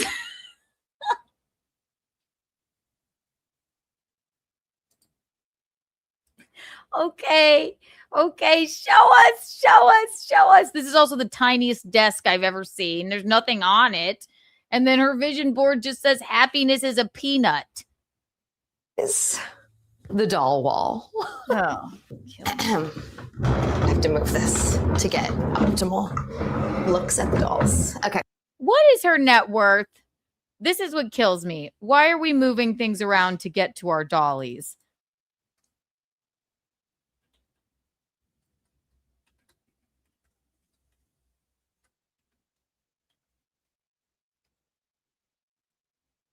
$25 million.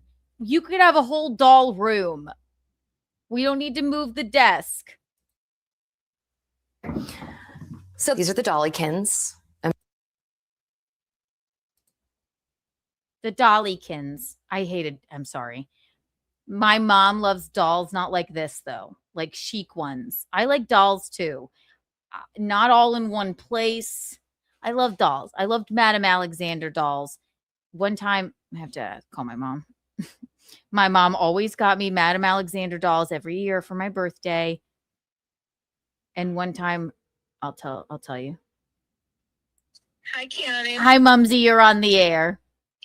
Oh, are you on? I didn't know that. Yes, we're watching Emma Roberts take a look at all. She has a million dolls. Oh my gosh. And I know you love dolls. I like them too, but not all in one place. And I remember when I unbraided Rapunzel's hair. Rapunzel's hair. It Yes. was you were beside yourself. I had all was these beside dollies myself. and I thought of them as Barbies when they were more like beautiful, expensive Madame dolls. Alexander collector's dolls. So I unbraided Rapunzel's hair and you had a big problem with that. I did have a big problem with that. That in hindsight, I think that one was on you. I know. I was just going to say, in hindsight, that was a ridiculous overreaction. Okay. The thing is, maybe that's why I don't have dolls in my house anymore. No, But- you never liked dolls anyway, so shut up. Not really. Not really. I think they were more for you. And I unbraided her hair and you lost it. Yes. Do you know why they were more for me? Because I wasn't allowed to have dolls because my brothers would throw my Barbies naked and headless into the gutter outside their room. That seems like a them problem, not a you problem. Well, no. The reason I wanted to have dolls was because I wasn't allowed to have them because they wrecked them. Yeah, well, because they wrecked them.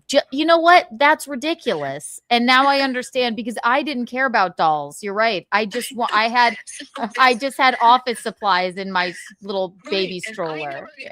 the only dolls I ever had got ruined because of my three brothers. You still have my my Lucille Ball doll in your I have that one office. out. And I have that one out and you can take it because she's a comedian and that's funny. I love it. I had all of I appreciate them now, but then I couldn't understand why unfurling Rapunzel's braid upset you so much. Well, just because I was very upsettable. I had a temper back then. And But- now I don't have that bad a temper. But now it makes sense because your brothers put your dollies naked and headless into the gutter. They did. That's where I found my dolls. Barbie dolls. Because their room was in, it was a Dunn attic, but they were in the front part of it where you could just stick your hand out there, the window there, and there was the gutter. So they threw my naked headless Barbies, and I didn't even have that many, probably one or two in the gutter. It must have been rough. Brothers. Really so sad. I always say the best way to go is one older gay brother. That's the perfect thing. Yes. That is the perfect thing. Yes. It is. But not having sisters, and you're this also, not having sisters, it makes you maybe be, more independent, and you are able to have like a couple of close girlfriends. That's instead. true. I have a lot of Because- very close girlfriends that I've had Right. since kindergarten on. Yeah. Right. And I have close girlfriends too. And you know, you're and my a lot of them, closest but some- girlfriend. Yeah. Oh, you're mine. I know. I love you. I I would love never unfurl I would never unfurl Rapunzel's hair again. I'll never forget that. I'm like, I'm positive I still have that Madame Alexander doll, so I'm gonna pull it out so I can we can show the people. we'll do a fashion show of all of the Madame Alexander dolls you bought me. I know you still have them. So how long have you been on today? Oh, just 2 hours and 36 minutes. Oh, I was working today. I worked 8 to 3 today. Well, So no at the worries. You desk. could catch the replay. Okay, I'm sorry. I didn't think to tune in. I looked to see if there was one upcoming, but I didn't see anything. So, I got a little bit of a late start, so yeah. Okay. I love you. I Wow. just wanted I you love to too. remember Say that. hello to all our friends. I sure and will. Fans. Okay. I love you, mommy. Bye. I was a kid. Yeah, I'll never forget that. I was like, because I didn't like dolls. She's right. I didn't like dolls.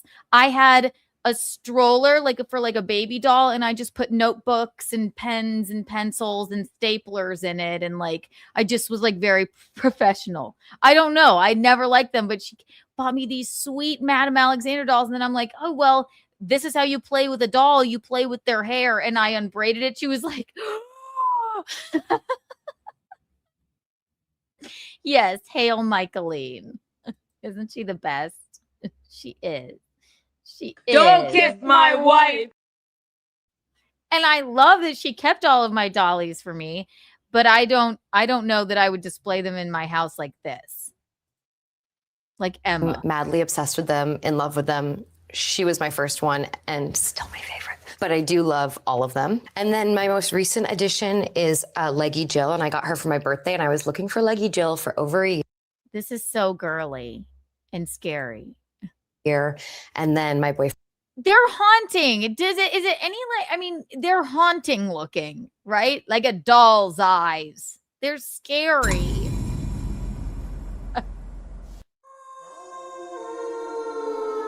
Friend surprised me with her. I took her out of the box, which he did not approve of.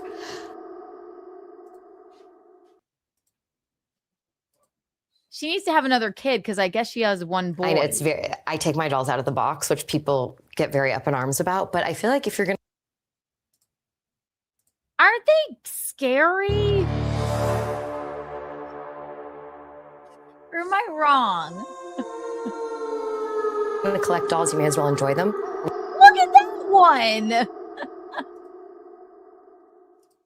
I don't know about that. The box, which people get very up in arms about. But I feel like if you're gonna collect dolls, you may as well enjoy them. What the fuck is wrong with that one? Or that one? Or that one? We have Blythe, obviously. She's my favorite, my original girl. Like, she is really how I fell in love with dolls. And then this is a fun one. This is like drunk cowgirl. Oh, Thunder.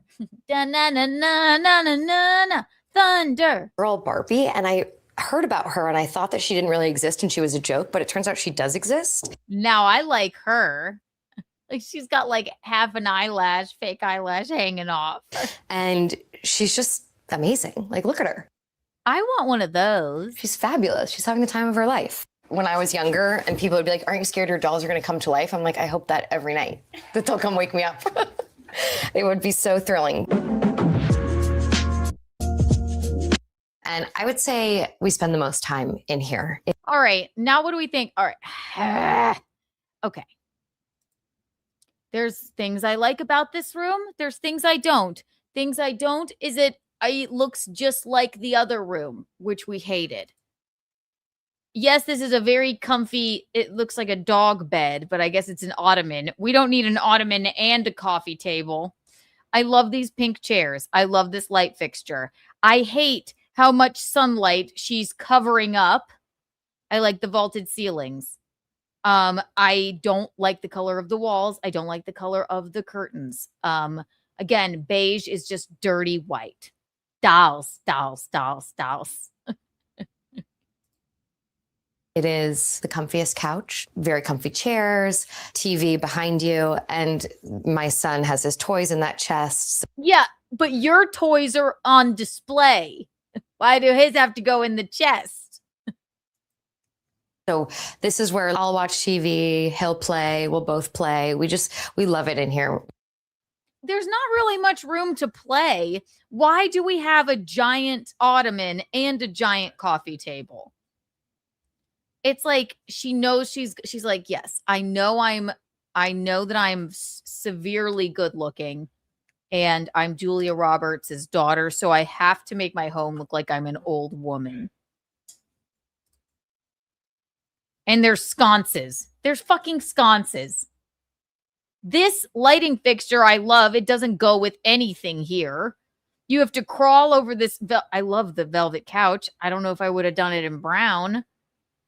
You have to crawl over the velvet couch to get to your bookshelf. Then we had some now we've got some random photos hanging over it. It's too much. You're seeing it at its absolute cleanest. Oh, it's never looked like this before. And then what does it look like when it's not? We have what is the start of a little Joni Mitchell shrine, dare I say.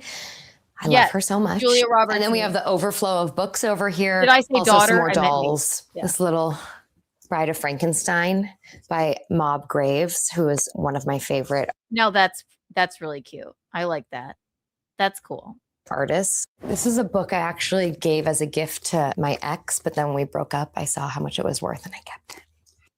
Good on you. What is it? Norwood Charles Portis. What is it, like a first edition? Norwood Charles Portis first edition. Yeah, I mean, it's like a $650 book. Wow. Oh, here's one for $2,500. Yeah, girl, snaps for you. You keep that book. He didn't care about you. He didn't care about that book.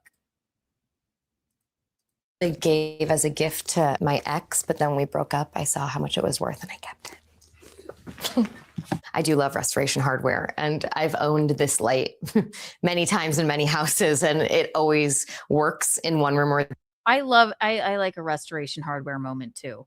That the cage of the lighting fixture is probably from an old barn. I think that's pretty cool. But you are worth $25 million. I mean, you probably could do something a little better, but Restoration Hardware is very, very chic and quite expensive. the other. You could do a few of those. This chair was my timeout chair as a kid. It had to come with me to my houses, and now my son sits in it and loves it. I think she's stuck. I think she's a little stuck in childhood. Your timeout chair? God. It's a scary, spooky chair. And so it just makes me kind of laugh to myself when I think about it. And we still call it the timeout chair. Like my mom will be like, oh my God, the timeout chair. But yeah. I've always hated that. I didn't get that. Timeout chairs, dunce caps. Tom, thank you for the $4.99. She's got nice C of Roberts. Emma, right? She's got nice C of Roberts. Emma, right? Yes, Emma Roberts. Nice C. She's got nice C of Roberts. She's got a nice set of Roberts. It's like Sydney and her Sweeneys. She's got a nice set of Roberts. Yes, set. I knew. She does. I didn't know she was a mother. She got a nice set of Roberts. It's not as nice as Sydney's set of Sweeneys, but it'll do. 1 trillion Kiki coins for you. Killing it today. Wow. I think she's gorgeous. I hate her house. She's seen it all. The kitchen was the place. Ugh, I hate it already. How many times do I have to say, and not that they're listening, I hate these fucking blinds that come down like this.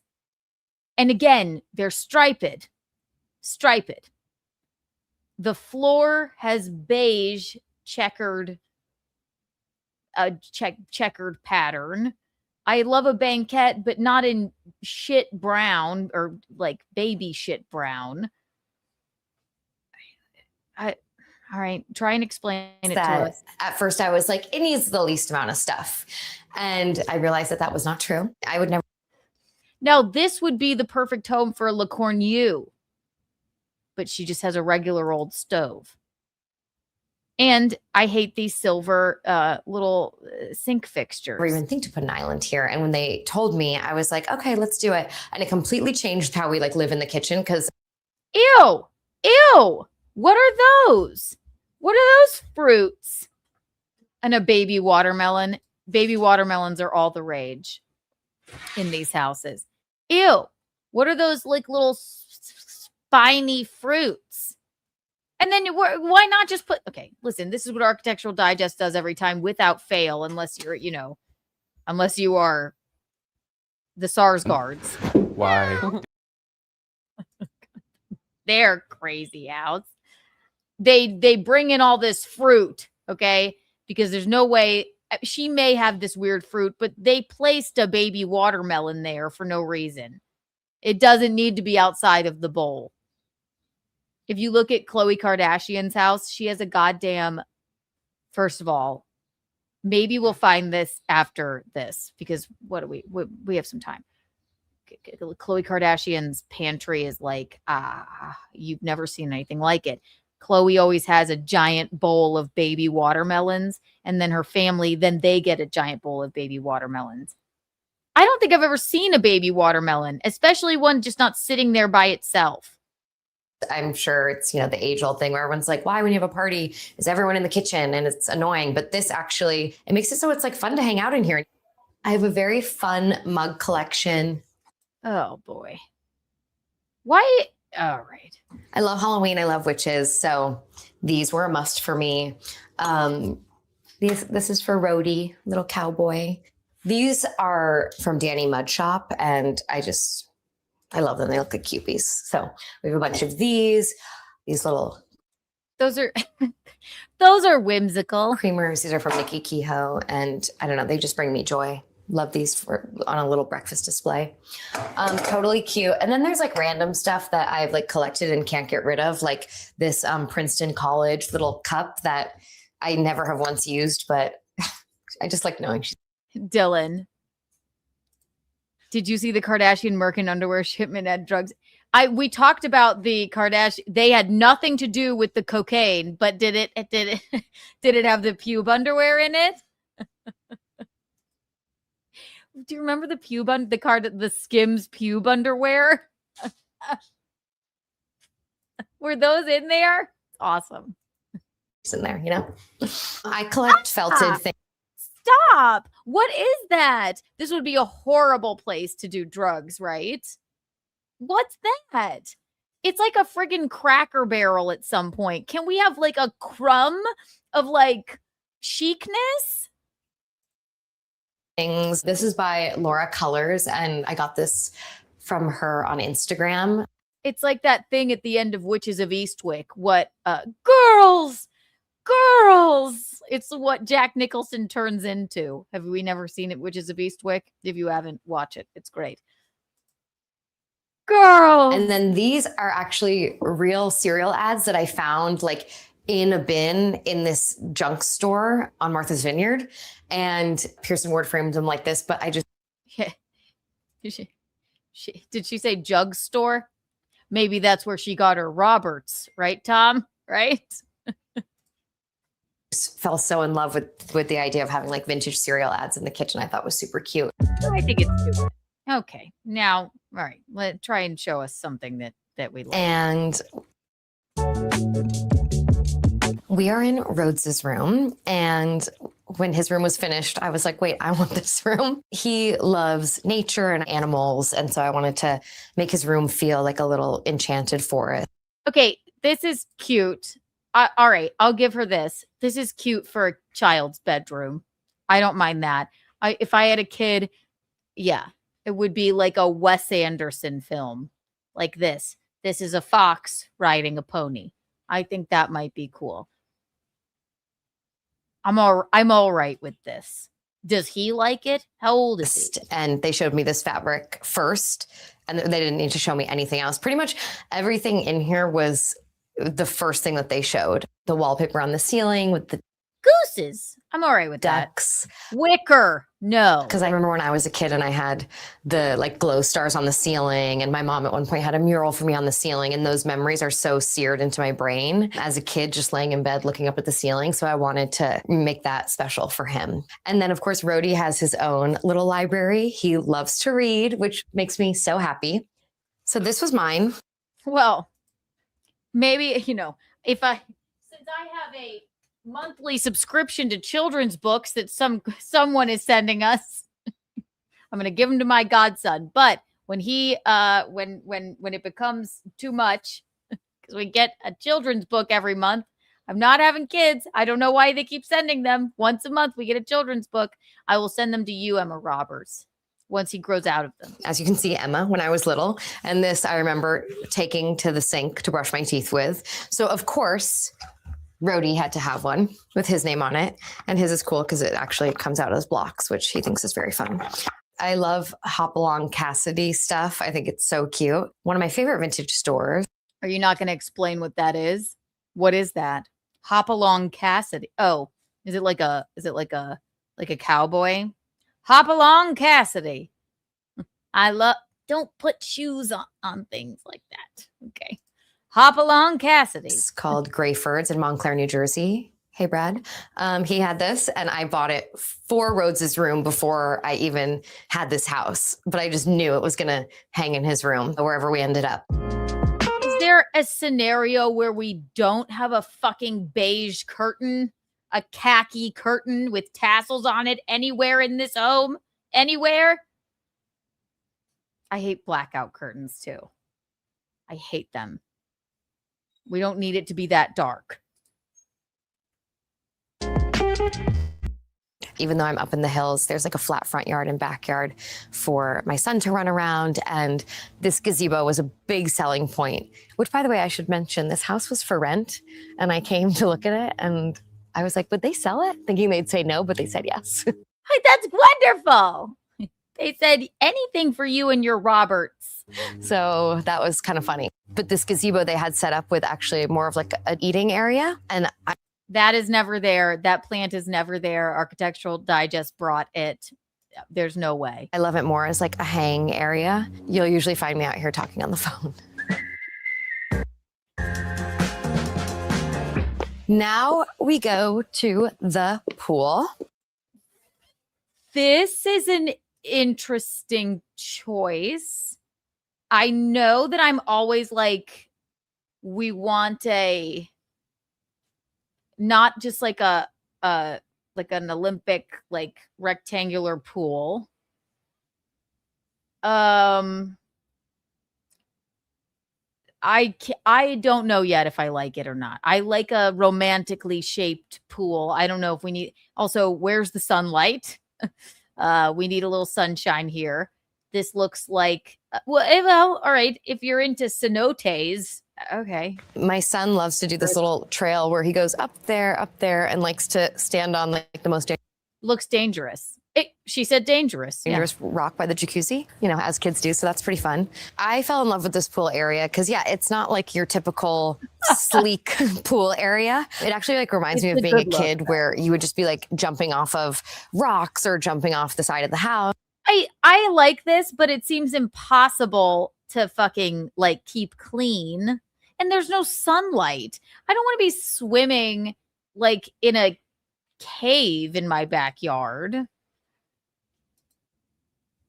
Which you guys shouldn't do that. But, everyone when I was a kid, like had diving boards and all that, which we're not allowed to have anymore. And so this to me felt like fun in a safe way. It's whimsical. I'll give her that. Should I just jump in now? And this room, when I walked in and it was done, the primary suite. All right. Okay. I'm telling you, again, I say, there is a place for grandma. Are you serious? Are you okay? Yeah. They're running about. I know you could have knocked us down. It was like an earthquake. I would not have stopped. There is a place for grandma chic in our culture if you want to be that way. This is it giving me Michael Imperioli vibes? Who dusts this home? It's giving do you remember when we looked at Kendall Jenner's like, oh, it's my kooky log cabin? This is grandma chic overload. I love florals. I don't love them everywhere, and I certainly don't love them with gingham pillows and tassels. And why are we covering all the light? She hates the light. And this room, when I walked in and it was done, I couldn't believe it. I love you were disgusted like we are as well. anything floral, especially. I like floral too, but okay, there's so many conflicting floral ideologies here. It's too much. And they're not in any fun colors. They're all dim. Roses, peonies, pinks, and the fact that they match the headboard to the drapes. I love the headboard. Put it in a sky blue room. Please. I have to pee. Then we're going to finish this. I'll be right back. Watch Miranda Priestley in the meantime. No, and I didn't get to go see the movie yet, but I will. I will. Where are the belts for this? Why is no one ready? Here. It's a tough call. They're so different.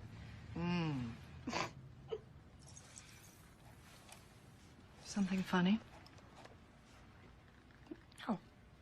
No, nothing's, it's just that both those belts look exactly the same to me. I'm still learning about this stuff and, This stuff?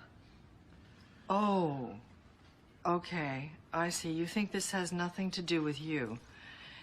You go to your closet and you select, I don't know, that lumpy blue sweater, for instance, because you're trying to tell the world that you take yourself too seriously to care about what you put on your back. But what you don't know is that that sweater is not just blue. It's not turquoise. It's not lapis. It's actually cerulean. And you're also blithely unaware of the fact that in 2002, Oscar de la Renta did a collection of cerulean gowns. And then I think it was Yves Saint Laurent, wasn't it, who showed cerulean military jackets? I think we need a jacket here.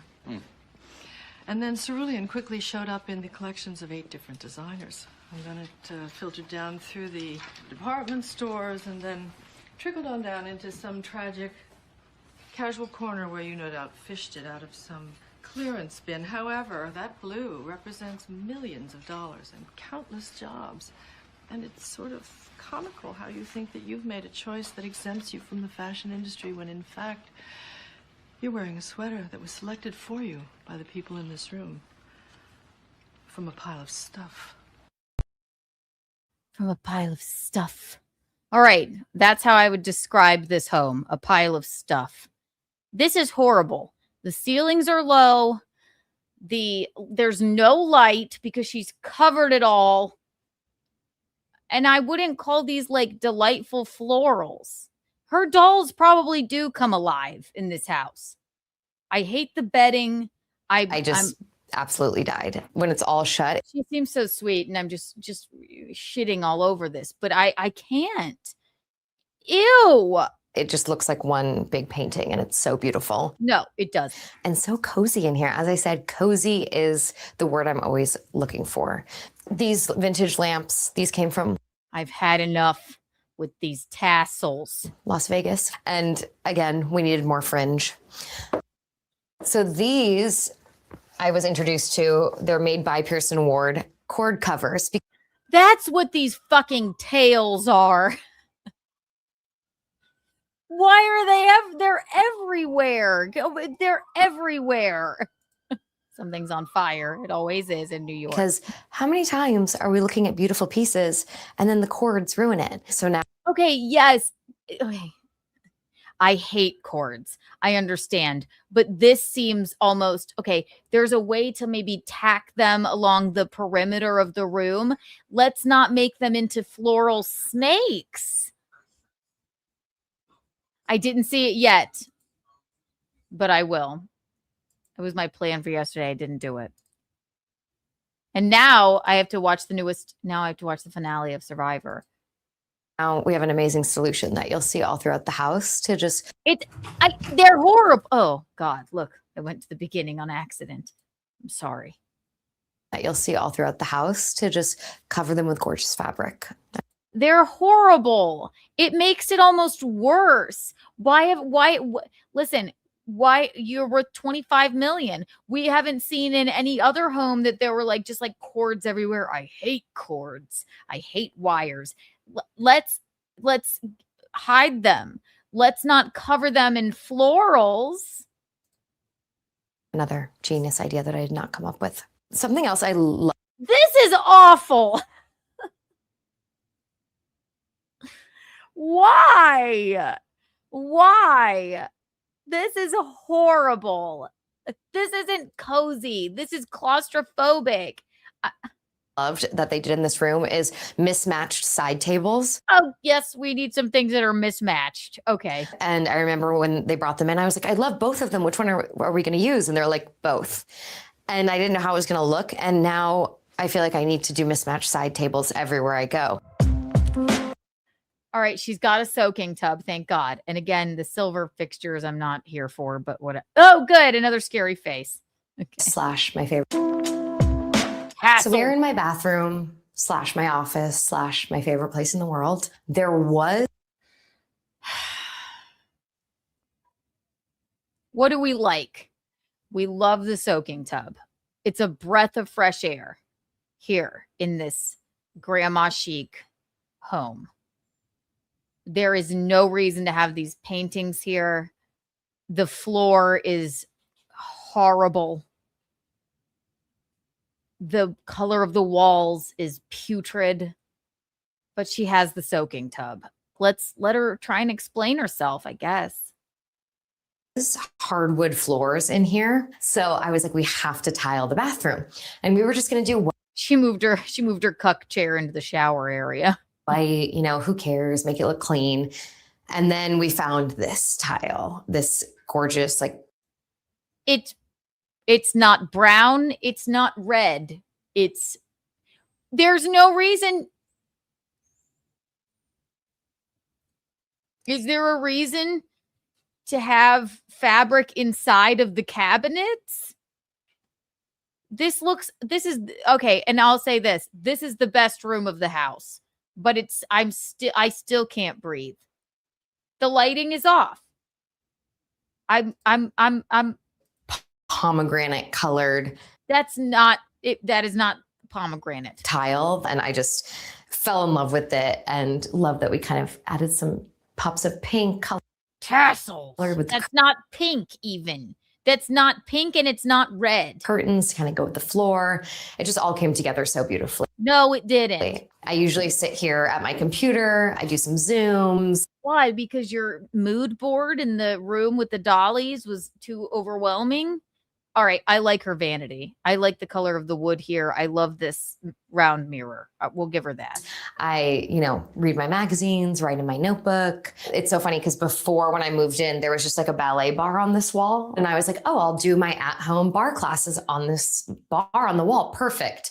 No. Clothes were strewn on it at all times. I don't think I did one bar workout on that ballet bar. So I remember after the floor was in and everything, I was like, do you think we could do a vanity? And a vanity in a bathroom? First of all, yes.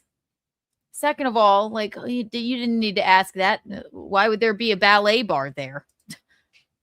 Made all my dreams come true with it.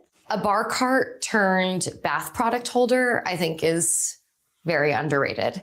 My little roadie. I'll agree with that. I like that.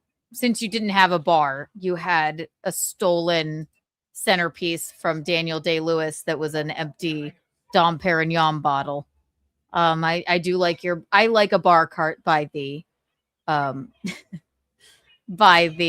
soaking tub. I think that's very chic. That's very 1920 of you. His room doesn't have a bathtub, so it's cute because he'll take a bath in here, and that's kind of our thing at night where we go from his room or the living room and run into here and have bath time. As you can see, his toys are down here. If I have free time, I'll come in here. Okay, so she's got a whole nother, the bathroom isn't so bad. Nix the curtains, lighten up the walls. There's no reason to ever paint your ceiling tan. And just really take some time for me and But from what we've seen, this is the best room. I mean, as soon as you guys leave, I'm going to take a bath and be like, I hope that went okay. It didn't. I'm going to take my clothes off and caress my Roberts.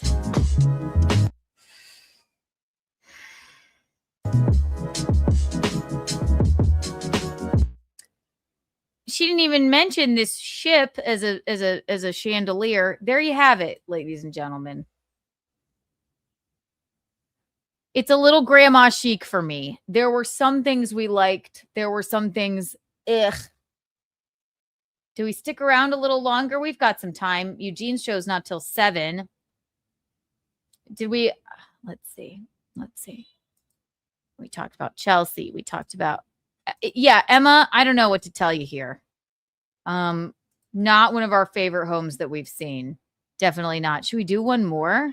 We have, who else did I have on the list? Demi Lovato and Kevin Love. Sometimes when we do one that we're like, we didn't like that at all, and it scared us and made us claustrophobic, we do one more. Should we do Kevin Love? Or let me see if I can find Khloe Kardashian's Pantry tour.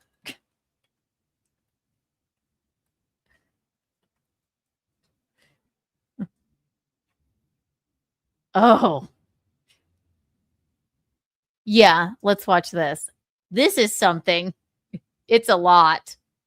You want to see it? Khloe Kardashian's Pantry tour. God. Let's take a look. Let's have a palate cleanser.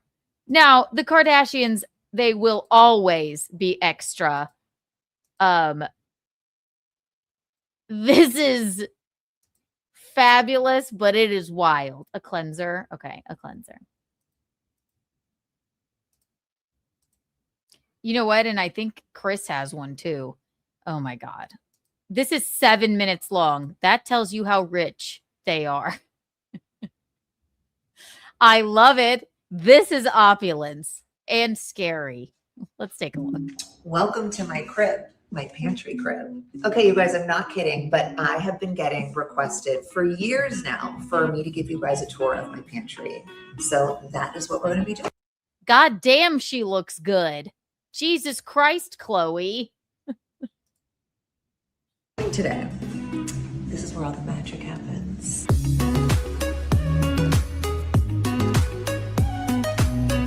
This area actually was one of my garages, and I said, who needs a car? We need a bigger pantry. You have plenty of cars. We know that. All right. Okay. So I got rid of one of the garages, and voila, this is the pantry. And I transformed it here. Little farmer's market-y, beautiful. This is her new protein popcorn. So this is probably why she did this. But also, what a luxury to be able to get rid of one of your garages. Caitlin built a new garage. Am I right?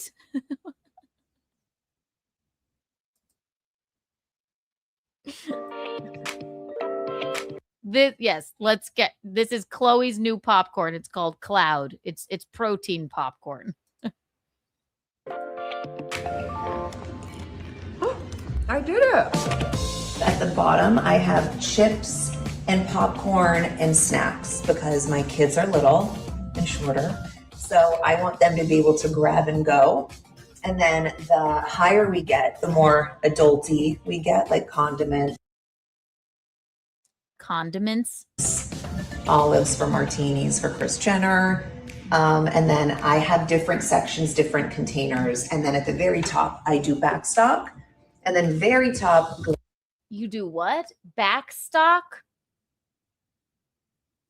How do you, I mean, she only has 2 kids. I don't know. How do you even, how do you even, I mean, get through all of, actually, you know what? That I like snacks. But how do you keep them this beautiful? Glass cake trays for all the fun, good stuff. Now, in this section. Look at her freaking body. Oh my God, Khloe. I have raisins and nuts and all of those healthy things. And one of my tips and tricks would be on the very bottom. I take a label maker and I type out the expiration date. So these don't. You do it? Okay. Don't expire until November 2025. So these things, because they're airtight containers, they do last for months and months. They're expired by now. And then we do like a pantry restock, refluff when need be. Canned goods are always a smart idea because they last some for years and only get things that you're actually going to use. Who doesn't love a lazy Susan? I don't know if that offends anyone named Susan, but cancel culture is over. So, oh, okay, okay. Susan, you are lazy sometimes. These I actually got from CB2. These are from good old Amazon, and I stained the lids to be gray because you stained them. I am a psychotic freak. I don't know where these baskets are from, but you know, all the goodies grab. Her freaking pantry, her garage, she turned a garage into a pantry. And it's nicer than any bodega anyone has ever fucking been in. It's gorgeous. How you don't even want to eat the food. It's also freaking organized. And goes that kids like. I love protein stuff, so I try to have a lot of like your own protein popcorn, protein snacks. And then the very bottom, I stained these wooden crates just to match the colors. You stained them. Okay. Aesthetic that I like, chips, popcorn. Again, I feel like I'm relatable with some really healthy, and then we have some processed stuff, but that's life. You have a little bit of each, okay? That's my life, actually. I can't be full-on Courtney, but if my soul like try, it just doesn't work that way. I'm just happy that move on to the next section. I don't have tons of plastic over here. Like, we need some Cheez-Its sometimes, guys. Sometimes I agree. Opulence is arranging your Cheez-Its like this in a lovely little thing here, and arranging your cookies like this. This is something Khloe has always done. Khloe doesn't eat the nuts; she just sucks on them. we don't. But I love these glass containers with the stainless steel lids, and hopefully the expiration date. Yep, 11/25. There we go. She had to get. No one ate any of this. It all had to go into the freaking dump. So, see, we label things. Again, kids stuff is normally from the last two, so they can grab and go, which sometimes. Before this, she was like, get the fuck out of here. Don't touch it. I'm asking for it because they do make a big mess, but they're kids. I breathe it through. Condiments, oils. Ooh, this is from Brian Johnson. Love Brian Johnson. Biohacker of the world. We love to biohack. Pastas, and pastas, like this is like a one-time thing. We don't, if you just want just Farfarel, Orzo, Eugene, we need some of these for our pastas. We gotta up our pasta holder game. We gotta put them in stainless steel glass things. Okay, where do we put the stainless steel glass? Where we put the pasta. Can we can we turn the living room into a pantry? Decorative stuff. You don't have to turn every room into something else. I love it. Okay. We do this all the time, and you just keep a box of pasta somewhere. If you just want something to look good, who cares if these go stale? I don't even know if pasta does go stale. I'm not Italian. That's how rich you are. Yeah, I would assume it probably goes stale. And I don't know these things. But then we have canned goods, which last forever. And then over here, here's all of our Hermes china.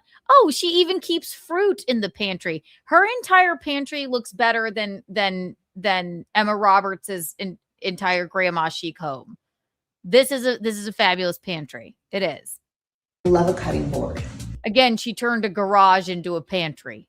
So I have a plethora of cutting boards. Yes, I use them, but also I like the way they look on my counter. Fruit bowl. And you guys, before you hate me. Architectural Digest didn't even bring that fruit in. She had that fruit. She always has. Not all fruit is real. I do have orange trees, so I do have oranges, but I use fluffer plastic fruits as well. In the garage pantry? It's a lie. She's lying to us. Wait, why is there fake fruit in the pantry? Khloe, what was that? Because sometimes you gotta do that. Love lining up a glass bottle. Why not? A little green adds some vibrancy and color in here. Of course, cookies and stuff, because again, life is about moderation. And then all my drawers. They're Nothing in your life is moderation. all organized. Chip clips, straws. And yes, these are not plastic. They're done by something. I forget what they are, but they're not plastic. I know they're. What are these straws made out of again? Corn. That's what I was gonna say. So I think we're right. Don't tell Brittany Venti. But anyways, I love a theme. So right now it's about Easter time. Spring, we do themey stuff.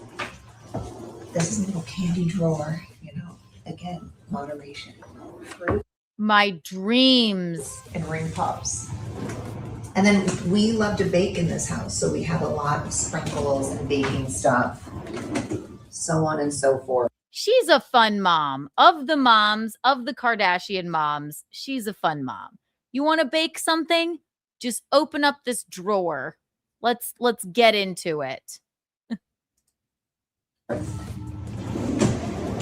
When they asked, they were on, I think, Jimmy Kimmel, and they were like, who's the best mom or the best parent of the Kardashians? They always say Rob. We got to give Rob something. And then they always say Kourtney last. It's so rude. They always go, well, we got to give Rob something. And again, with all the sprinkles, love to bake. We need a little cereal. And then, so behind cabinets, I'm big on sort of the things that aren't too pretty that you don't want out. Like these are all the extra, like Ziploc bags and aluminum foil. These are aprons and stuff like that. Things I don't really care to have out. So you're allowed to have junk drawers, although mine aren't really. Those are not junk drawers. Because I still like everything organized, like backstock of sprinkles, because we have sprinkles and chocolates and all of that jazz. And these we use all the time. It's the sugar, whole wheat flour, everyone. This is a key. Okay, we got to add this to the list. I always liked Kourtney too. We got to add this to the list. I just need to be rich enough, little caviar fund. I need a copper soaking tub. I need a romantic shaped pool. I need my golden pugs on the walls. What else did I have on there? And then I need a pantry like this. I don't think that's too much to ask. Well, what else was on my list?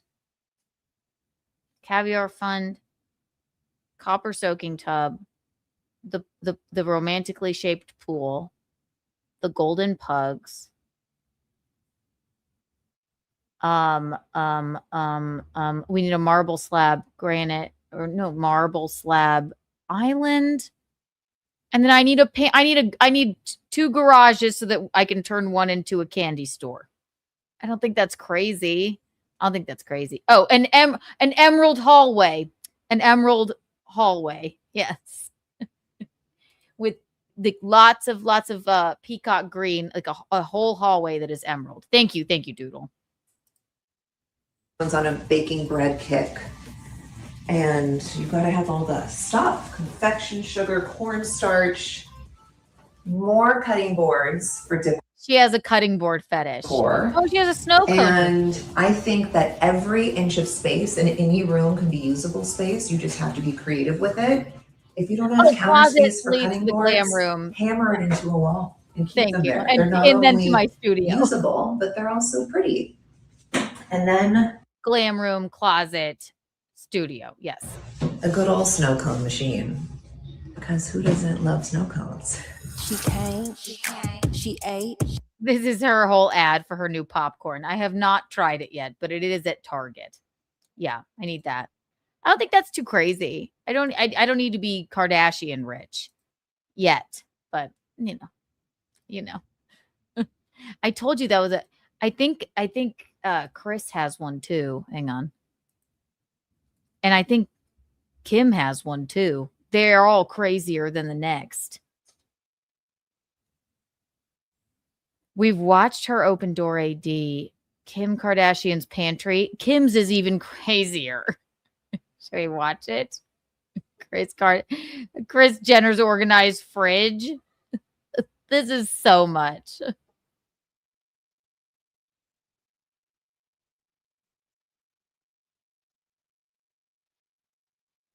Look at this. Now, this is very short. Then we'll do a real architectural digest. Literally turns me on. You guys, look at my mom's fridge.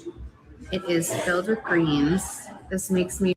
There is no possibility you could eat this many greens before they expire. This is like a fucking this is what you would see at like a Michelin star really restaurant kitchen. Happy and healthy. I feel healthy. Look how many fucking grapes are down there. Look at the fucking grapes. There's an entire drawer for grapes. I was looking at it. This literally turns me on. You guys, look at my mom's fridge. And they're all on Ozempic. They're not eating these things. It's just for the show of it. But that's what being opulent is, like a Kardashian. Kim Kardashian's pantry.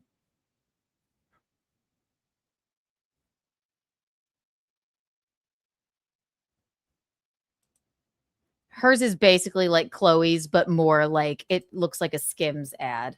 Does she have a pet giraffe? I mean, honestly, it's a lot.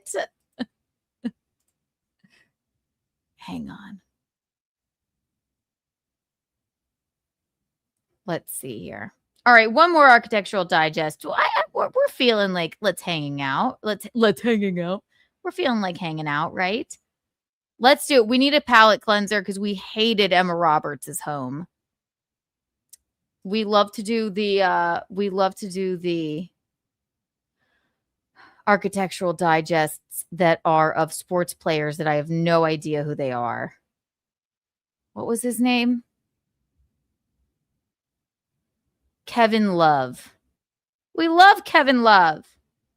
We don't know what he does or what he plays, but Kevin Love, where are you? We'll find you. Anybody know who Kevin Love is? I don't, but he has a Tribeca home. Kevin Love.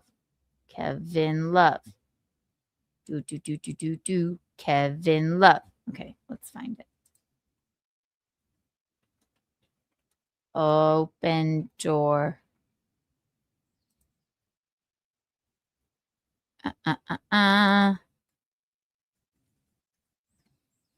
Architecture digest. La la la la la la la la la. Bing bing bing bing bing bing. Rick Ross? I never saw this one. Who is he? Where is it? We already decided on Kevin Love though.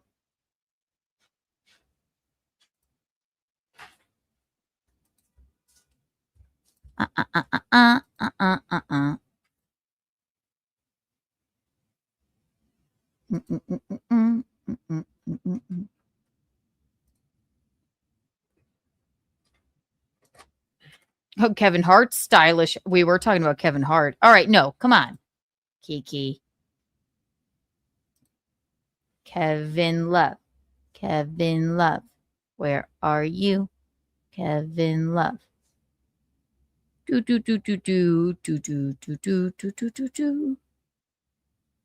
I swear I saved it. I must have unsaved it. Kevin Love. Open door AD. Kevin Love. Kevin Love.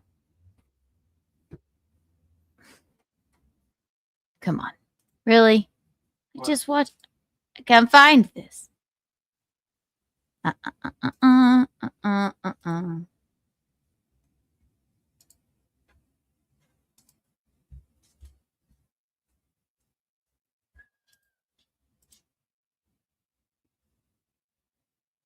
Home. Here we go. History. God. How difficult could this be? NBA star Kevin Love's modern Tribeca home. Now,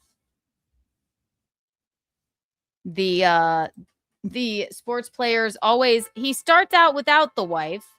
Who's honking and what for? There's Kevin Love. Tall drink of water. Let's take a look at his home. What's going on, Jean? She's got to be in the under the bed then. We can't find the cat. Oh no. She said goodbye. Good morning, Kiki. Oh my God.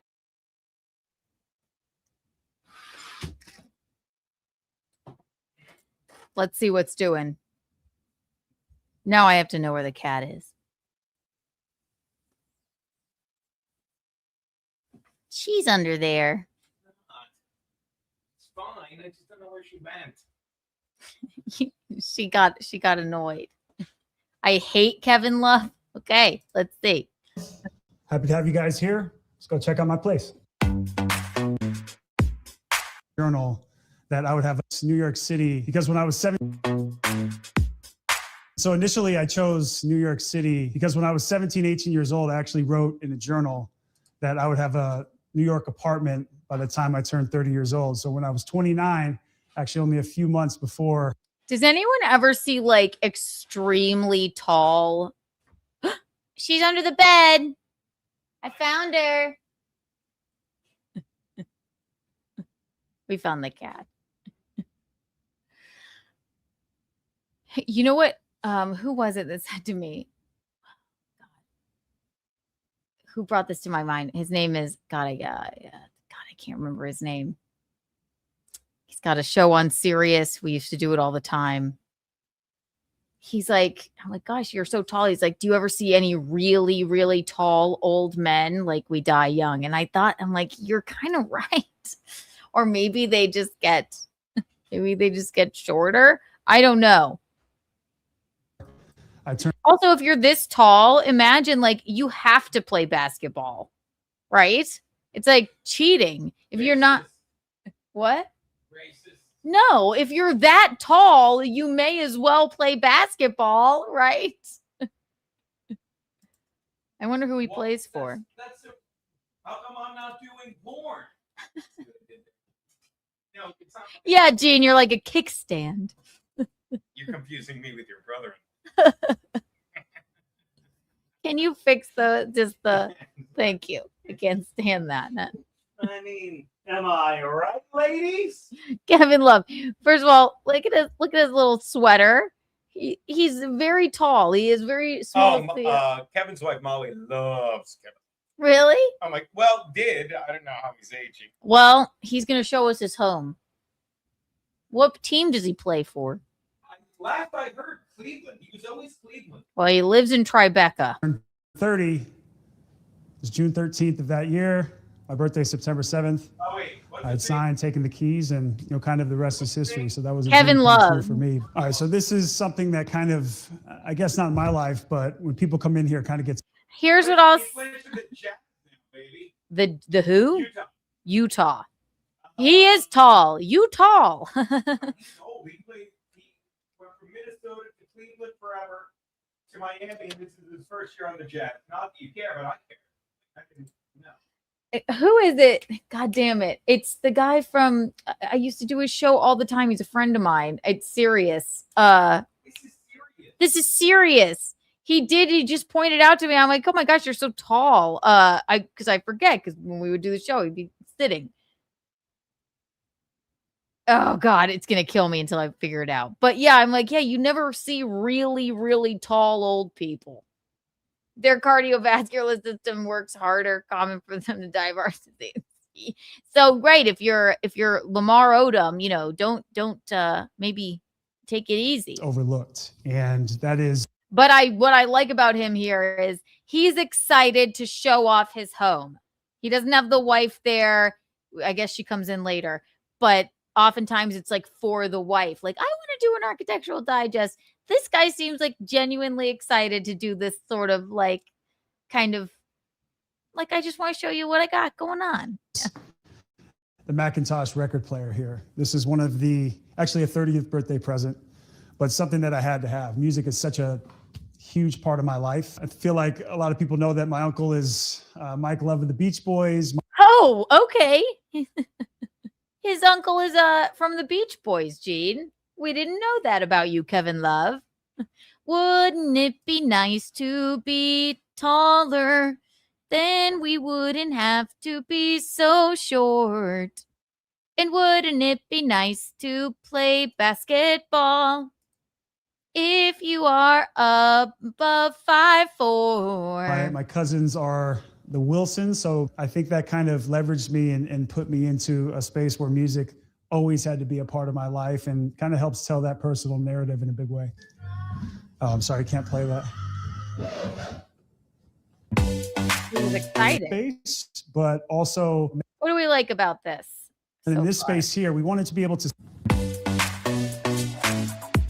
And then in this space here, we wanted to be able to separate not only the living space. All right.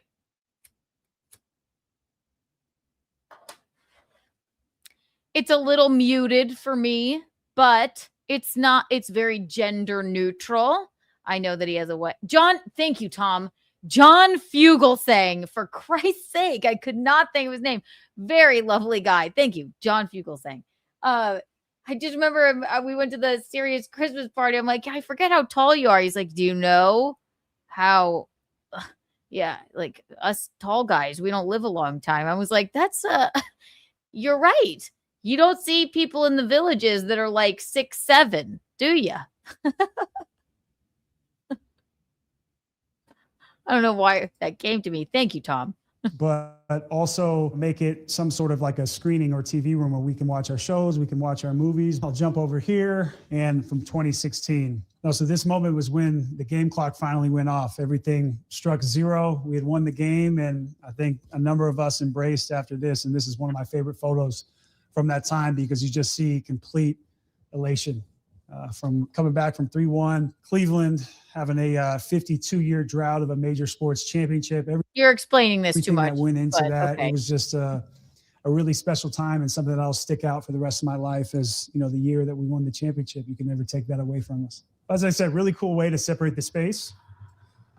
Is it?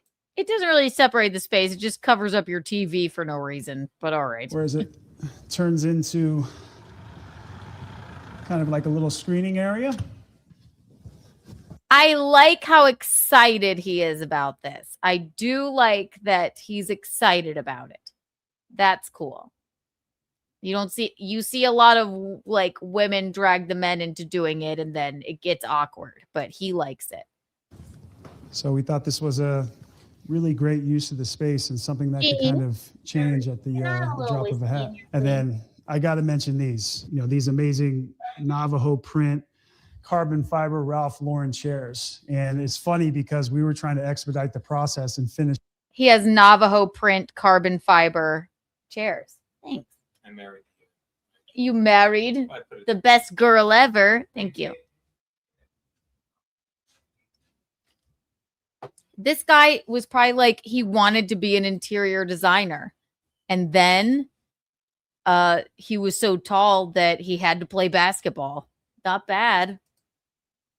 This room and say, hey, listen, Ralph, we need the chairs ASAP. He is tall. These chairs don't even look like they'll hold him. And they kind of came back at us and said, hey, listen, you're not the only ones waiting for him. Ralph is actually waiting for him as well. So you'll get him after him. So this table is actually really special. If you look. I love a table that's like something we chopped off of a tree. I think that's very cool. And he's very into it. I don't really need, we could have done a little fruit bowl that had maybe a little bit of a pop of color in it, but I don't think this man is eating that many, pears, but okay. Get some of the details. It's actually hand stitched, and you can see it running linear all the way across.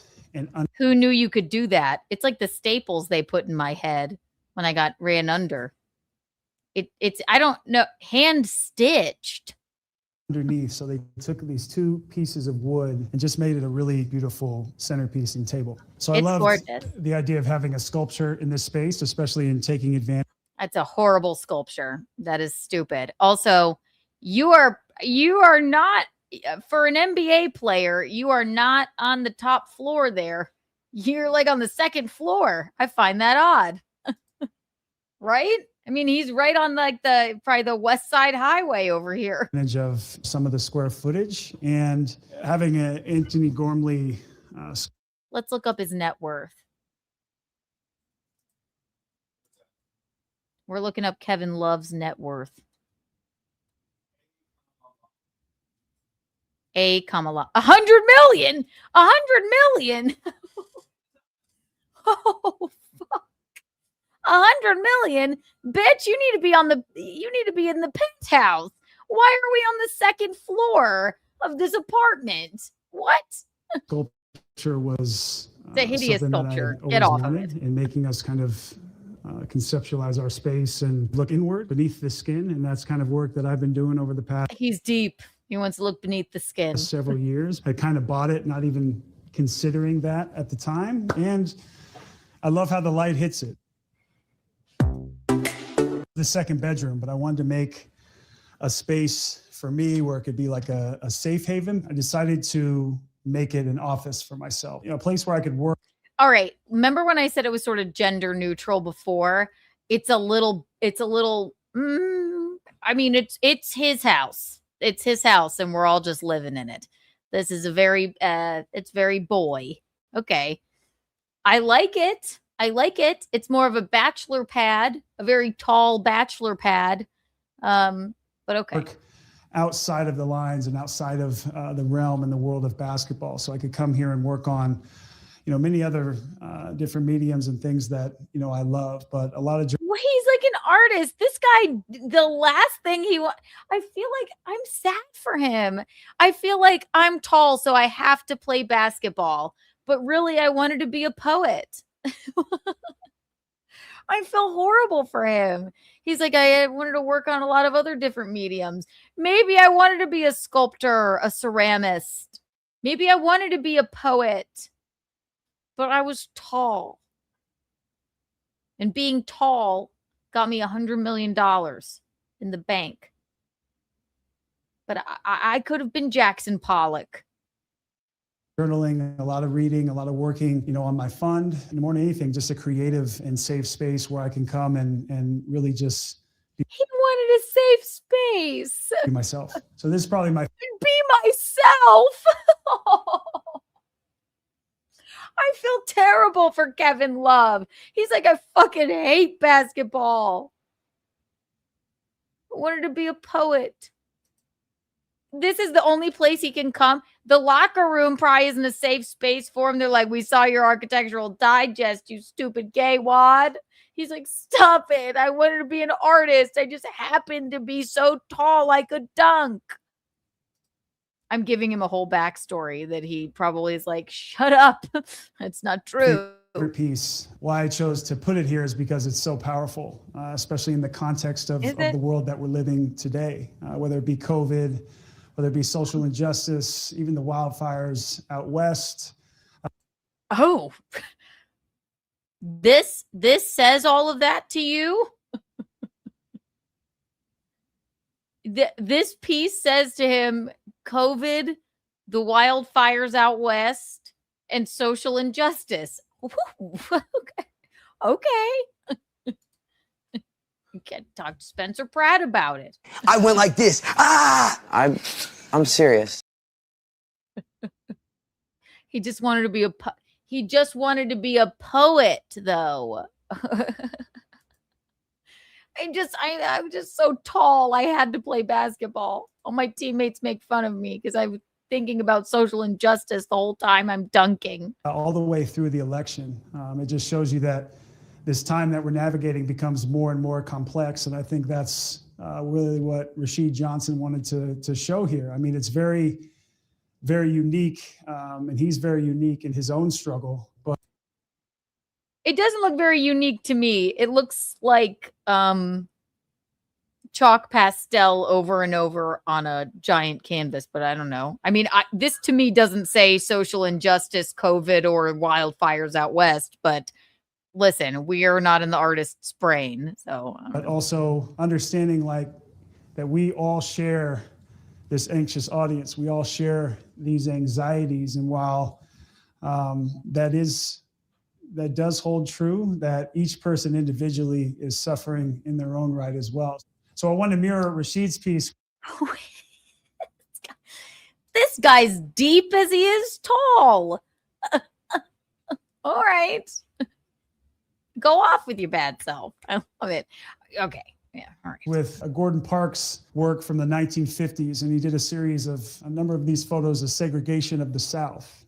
Okay. All right. I'm trying to take up for this guy. I find this a little offensive. You're a rich, tall, white guy. Well, I don't know if this is appropriate in your home. This like segregation in the South photo. Right? Or am I wrong? Am I being like, maybe he's deep? I don't know. And having people be aware of the struggle in this country, especially when it comes to, you know, African Americans and Black Americans. So I felt it was really important to have this in the space and understanding, you know, this is almost kind of mirroring it with today and today's anxieties with, I guess this is 1956, you know, Mississippi at a drinking fountain. You can see colored only, white only, and this. Someone please tell me if I'm wrong. That is, you're a straight white $100 million basketball player. He is appeasing his NBA. Check out Kumia Shuli's take on Tony John's work. I would love to look at that. I don't know. I almost find this offensive. It's like, what are you? Why in your office? I'm so confused. It's so complex in itself. So, you know, I could sit here and talk about, you know, this forever, but this room is just a constant reminder of, you know, how much, I guess, as a collective we, you know, how much we still have to you know, get ahead of, and still so much we have to overcome. Just as you can feel that way. I don't know if you're the activist that they need. Yeah. Hitting every NBA white guilt topic. I guess so. I'm like so confused. If I'd be like, bitch, what do you know?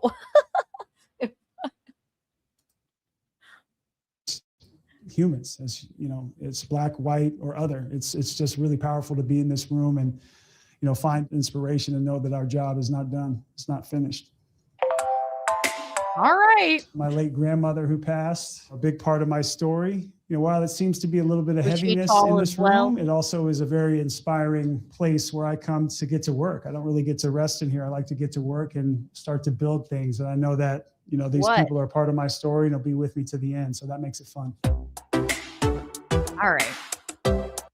To the kitchen. The beauty of this space is, and one of the main reasons that I picked this.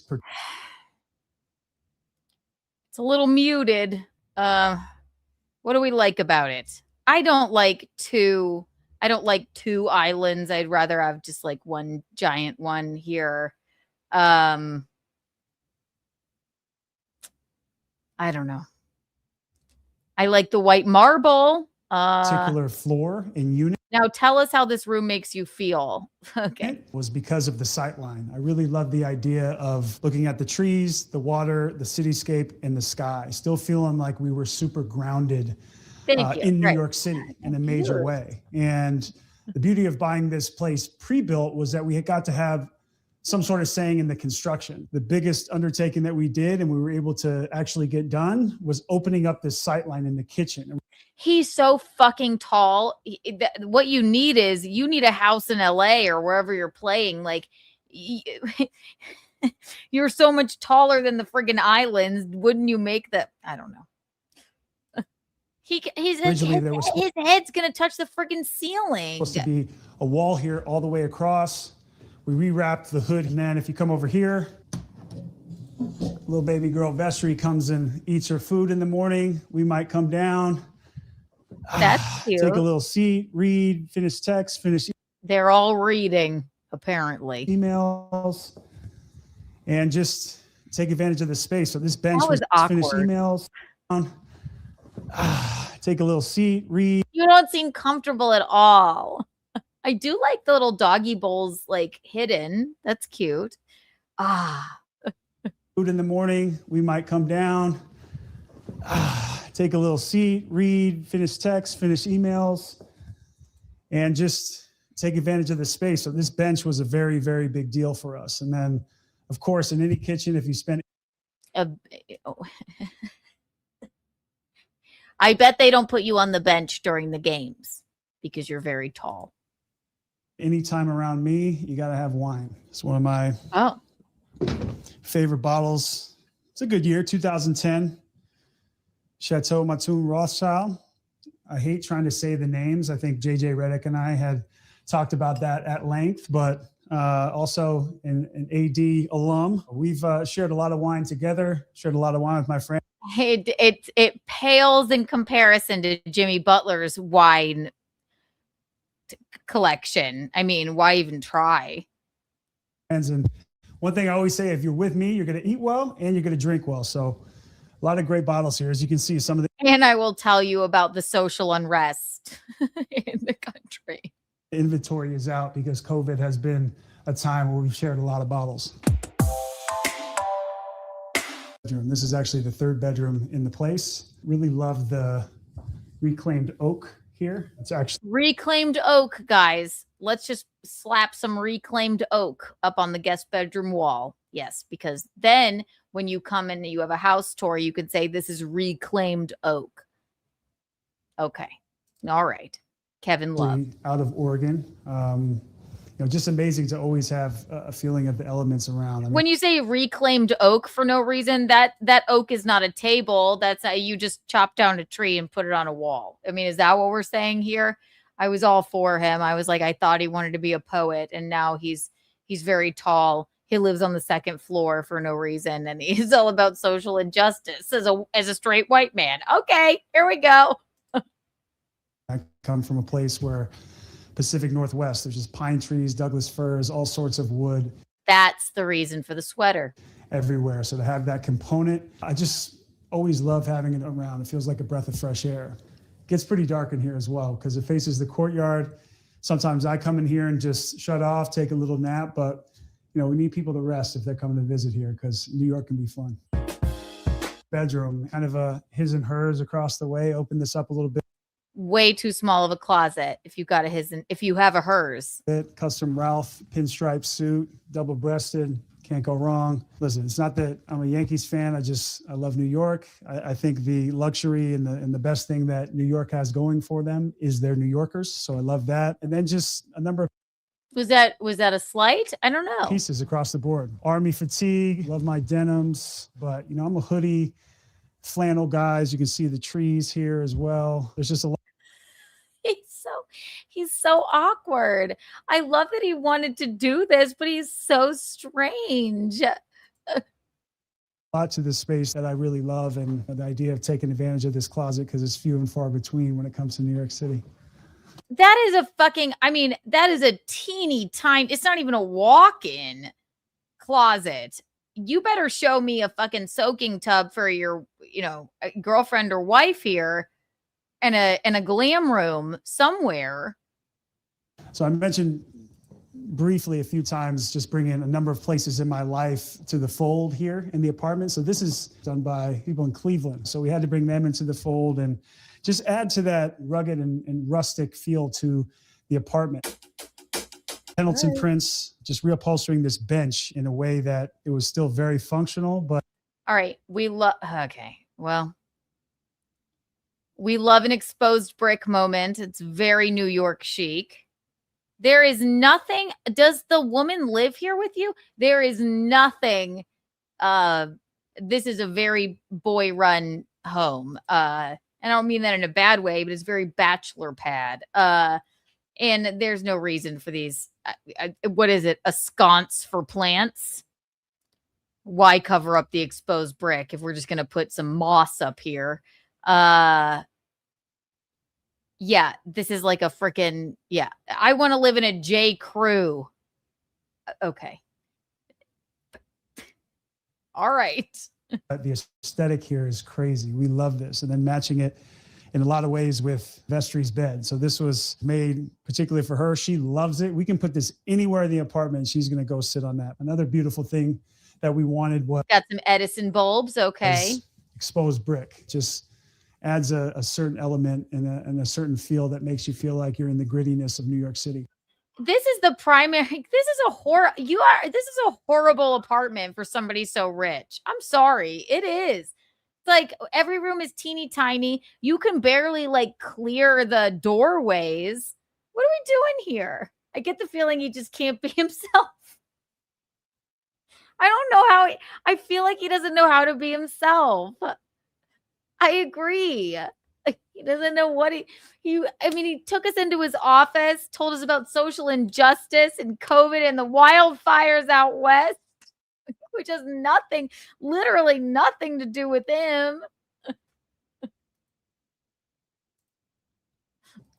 Whereas the office space is a place where He's bringing us back to the office. Really get to work. It's kind of like a sanctuary for me. This is where I can really woosah, take a deep breath. And listen. Emma Roberts went too grandma chic, too cozy. This is a fucking boutique hotel. This is a Soho house that you're living in, and you can't even clear the doorways barely. Like I don't know what to tell you, Kevin. Just relax. All right, so you guys have seen most of the place, but I couldn't have you leave without meeting the other two stars of the show, and Kate. And Vestry. Come on, girl. Don't be shy. She's AI. This woman is AI. Yeah, a Jade Buddha. Okay, he needs to find himself in a safe space. This woman's AI. She's wearing the colors of the home. This is Smart House. She doesn't even exist. This is a hologram. Okay. Even the dog is the color of the cabinetry. Good girl. Good girl. She wants some wine, huh? She's beautiful, though. Even her hair matches the cabinetry. All right, AD, thank you so much for letting us show you our space. We got to take. These are New York Stepford people. Why are you dressed for a safari? You're in New York. The dog exists. The dog is adorable. Best on a walk. We got to enjoy this wine. We're going to get back to the rest of our day. Thank you. She is beautiful. That's why I think she's AI. There you have it. That was a palate cleanser. Somehow that wasn't a palate cleanser. That was uncomfortable. I felt uncomfortable for him. Even her exposed midriff matches the decor. It's true. The dog, everything. It's very like we don't. Those are the whitest people on earth. Okay. What are we talking about? Your office is your safe space. That might have been the weird.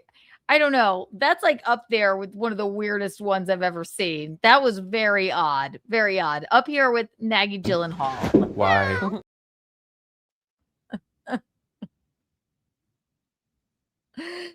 It's been 3 hours and 55 minutes. I know I probably left the beach thing on for probably about an hour. So we're going to wrap it up, ladies and gentlemen. She loves her Skittles and drinks. You guys are the eel tips, the cat's pajamas, and the bee's knees. I want to remind everyone to hit the like button if you haven't. I want to remind everybody to subscribe if you're not subscribed. It's rude to watch and not subscribe. Become a member if you're not a member. Eugene's show is at 7 p.m. this evening. I will be.